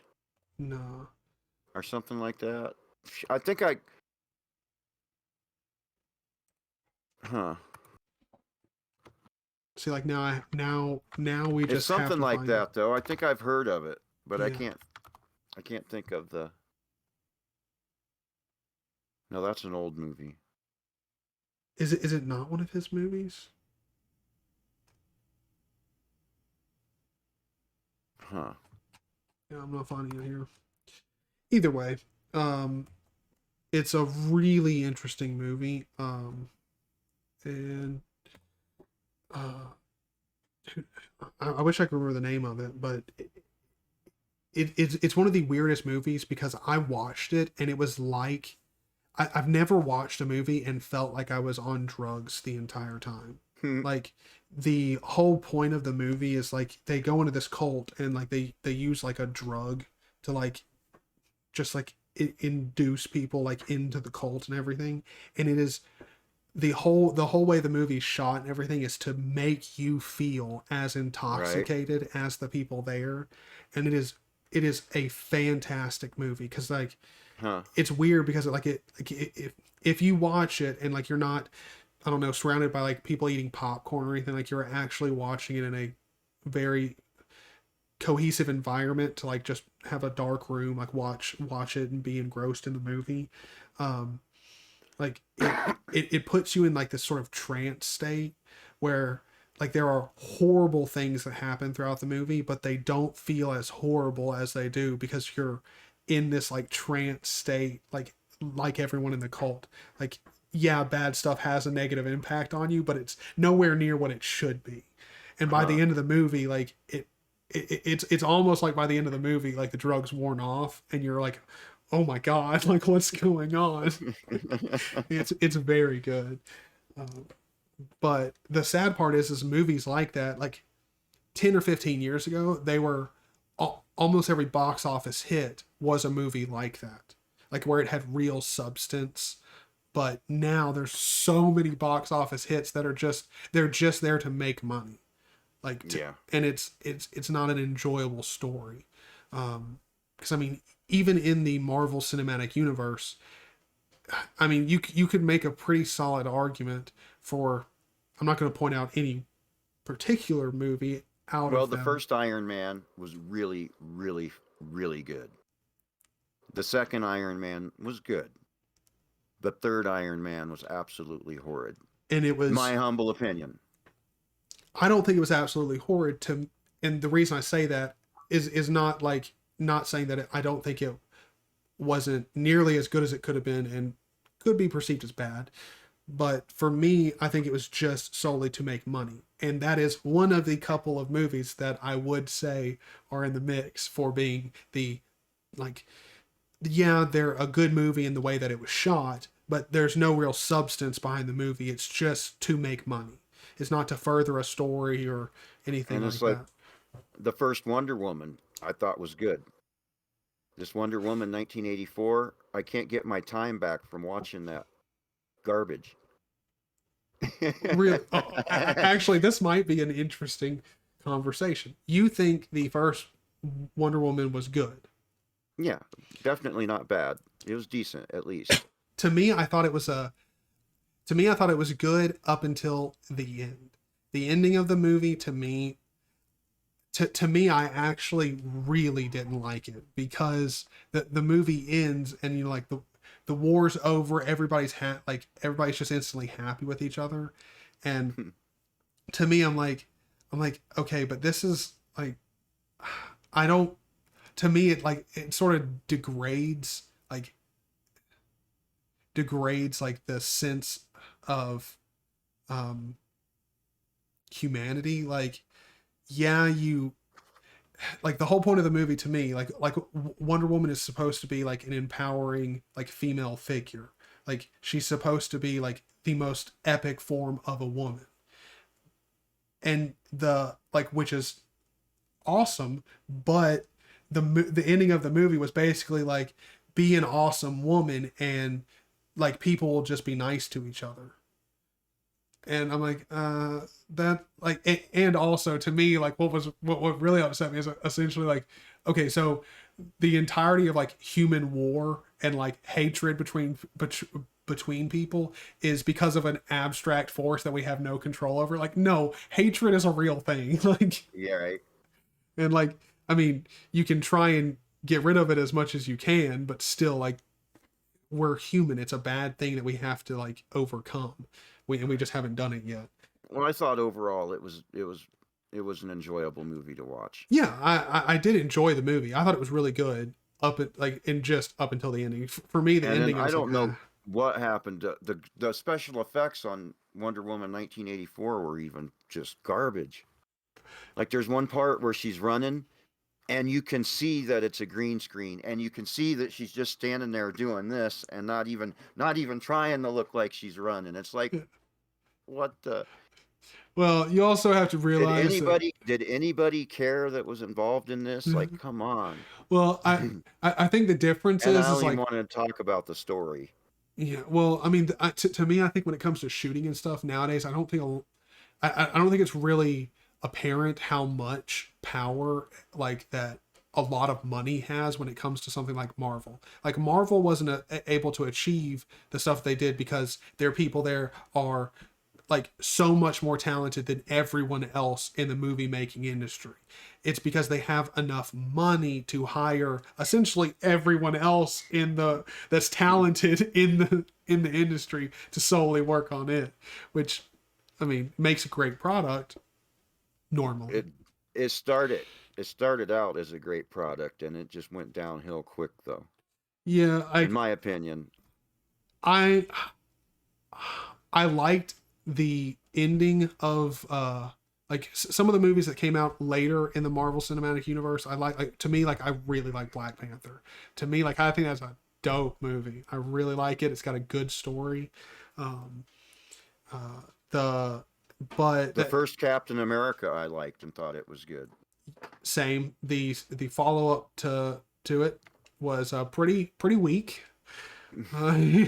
Again, personal opinion, but yeah. So, I mean, I think the whole Marvel Cinematic Universe could have ended stronger, but the Marvel Cinematic Universe as a whole is sort of just a good example of why storytelling is just not as profitable as it used to be, because you need that kind of money to be able to market now, because there's so many other good and talented people. Like when it comes into the movie making space, like if you think about it, what it used to cost to make a fantastic, well shot, movie has gotten so cheap that essentially almost anybody can make a really good movie. Like these phones, like, I mean, you can make, like, the videos that we make here on YouTube. That's true on the physical level, but you still have to have like good story writing and good ideas, and not just feed us a bunch of garbage. Yeah, which I think the problem is now is there's a wealth of people who are getting together, like outside of business, like groups getting together and making like projects, like, movie projects, games, all this stuff, like outside of companies. And so like companies themselves need to invest way more money because they have to over compete and do something like, I don't know, stupid, like ray tracing. Because to me, like ray tracing, like, yeah, it looks better, but it's one of those things where it's not that graphically amazing. It's just cool. You got nice light. Like, okay.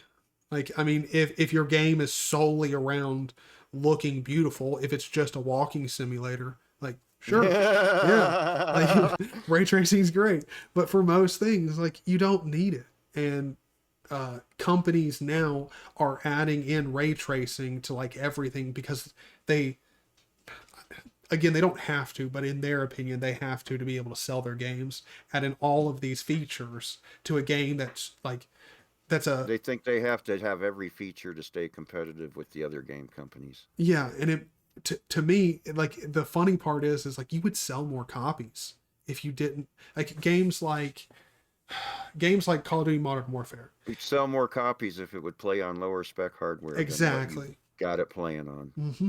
And Modern Warfare is a great example of a game where, I mean, the download size for one could be cut in half easily if they focus less on the high fidelity stuff that literally, like, maybe 10% of their community is going to complain about.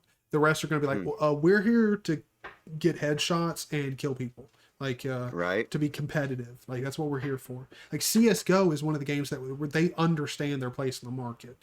Like, Activision and the other company that also develops Call of Duty, I feel like they don't really understand their place. They're trying to be competitive. Oh my God, Activision has been the place where they buy companies for them to die since the late 80s, early 90s. I mean, and before that, a lot of us liked Activision, but they started their road of hate like in the probably late 80s, early 90s. Mm-hmm. Well, and see, the thing about Activision that sort of takes me off is there's a lot of games that you boot up into, and they have that Activision thing there, and they're like great old games. But now Activision, what they do is they have these great games that they help publish, and then just over the long term they drive them into the hole. So like 4 games later you see that Activision logo pop up and you're like, wait, do I hate Activision or do I not hate Activision? Like, you should hate Activision, but there's so many games that you're like, oh, like you go back and you're nostalgic on, and that Activision logo pops up and you're like, oh, I like Activision. Like, no you don't. Did Once Upon a Time.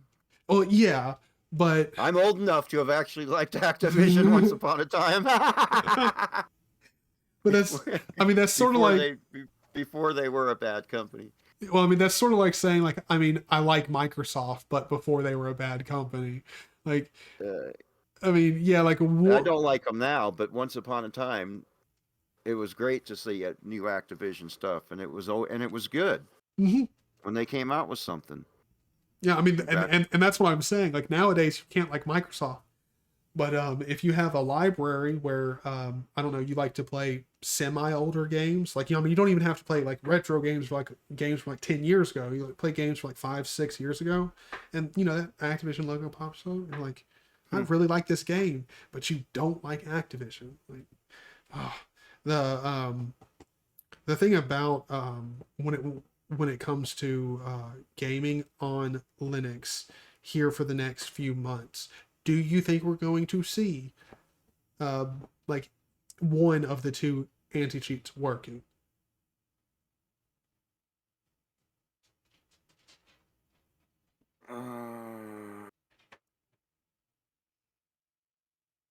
I'm going to say no.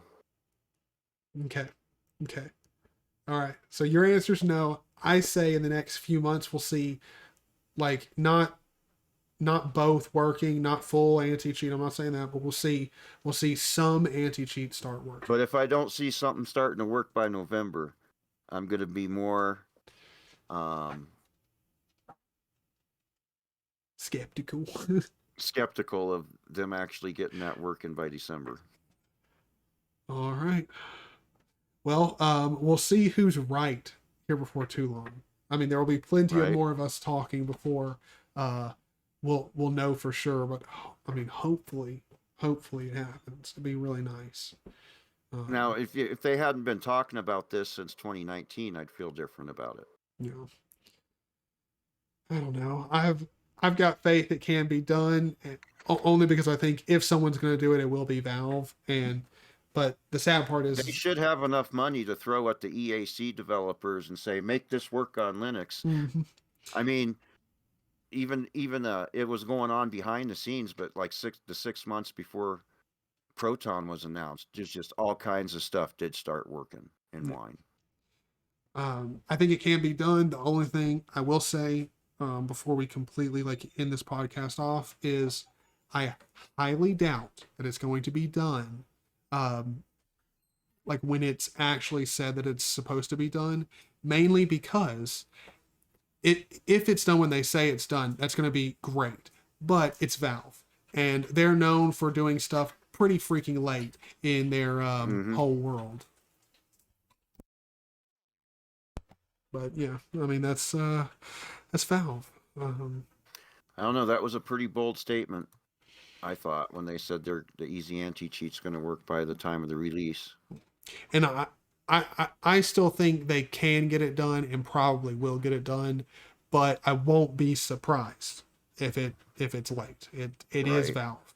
I mean, we're still waiting for Half-Life 3, and maybe my grandkids can play it. Maybe. They really need to make it work, though, since they've already built up the hype. Yes. As far as like normies are concerned. Yeah. Yeah. Because as much as I hate to see it, if easy anti-cheat's not working, people aren't going to be happy. People are going to put Windows on it. Mm-hmm. To me, the way I think about it is when people like when it actually gets in the hands of people, Valve is going to make sure that it's working. The only thing is like, do they hit their original declaration of December? I think it can be done. I think they'll get it done, but I wouldn't be surprised. Boy, you're cutting out real bad on my end right now. Whoops. I missed pretty much all of that except for a word here and there. Well, essentially, I won't be surprised if they don't hit December. But I think we'll see it by December. But again, won't be surprised. Yeah. Well, I guess we'll call it a day right here. It's been a lot of fun. To anybody who wants to go check out Jeff over at Low Spec Linux Laptop, his link will be in the description, and definitely go over there and check him out. He's got a fantastic channel with a lot of live streaming going on, so you definitely need to be over there for that. And yeah, thank you to my two patrons, Chris and Matt. You guys are fantastic. Thank you very much. And I think we're going to call it a day here. I'll see you, man. All right. Have a good day. You too. Catch you next time. Yeah. I'll try to remember when it's Tuesday next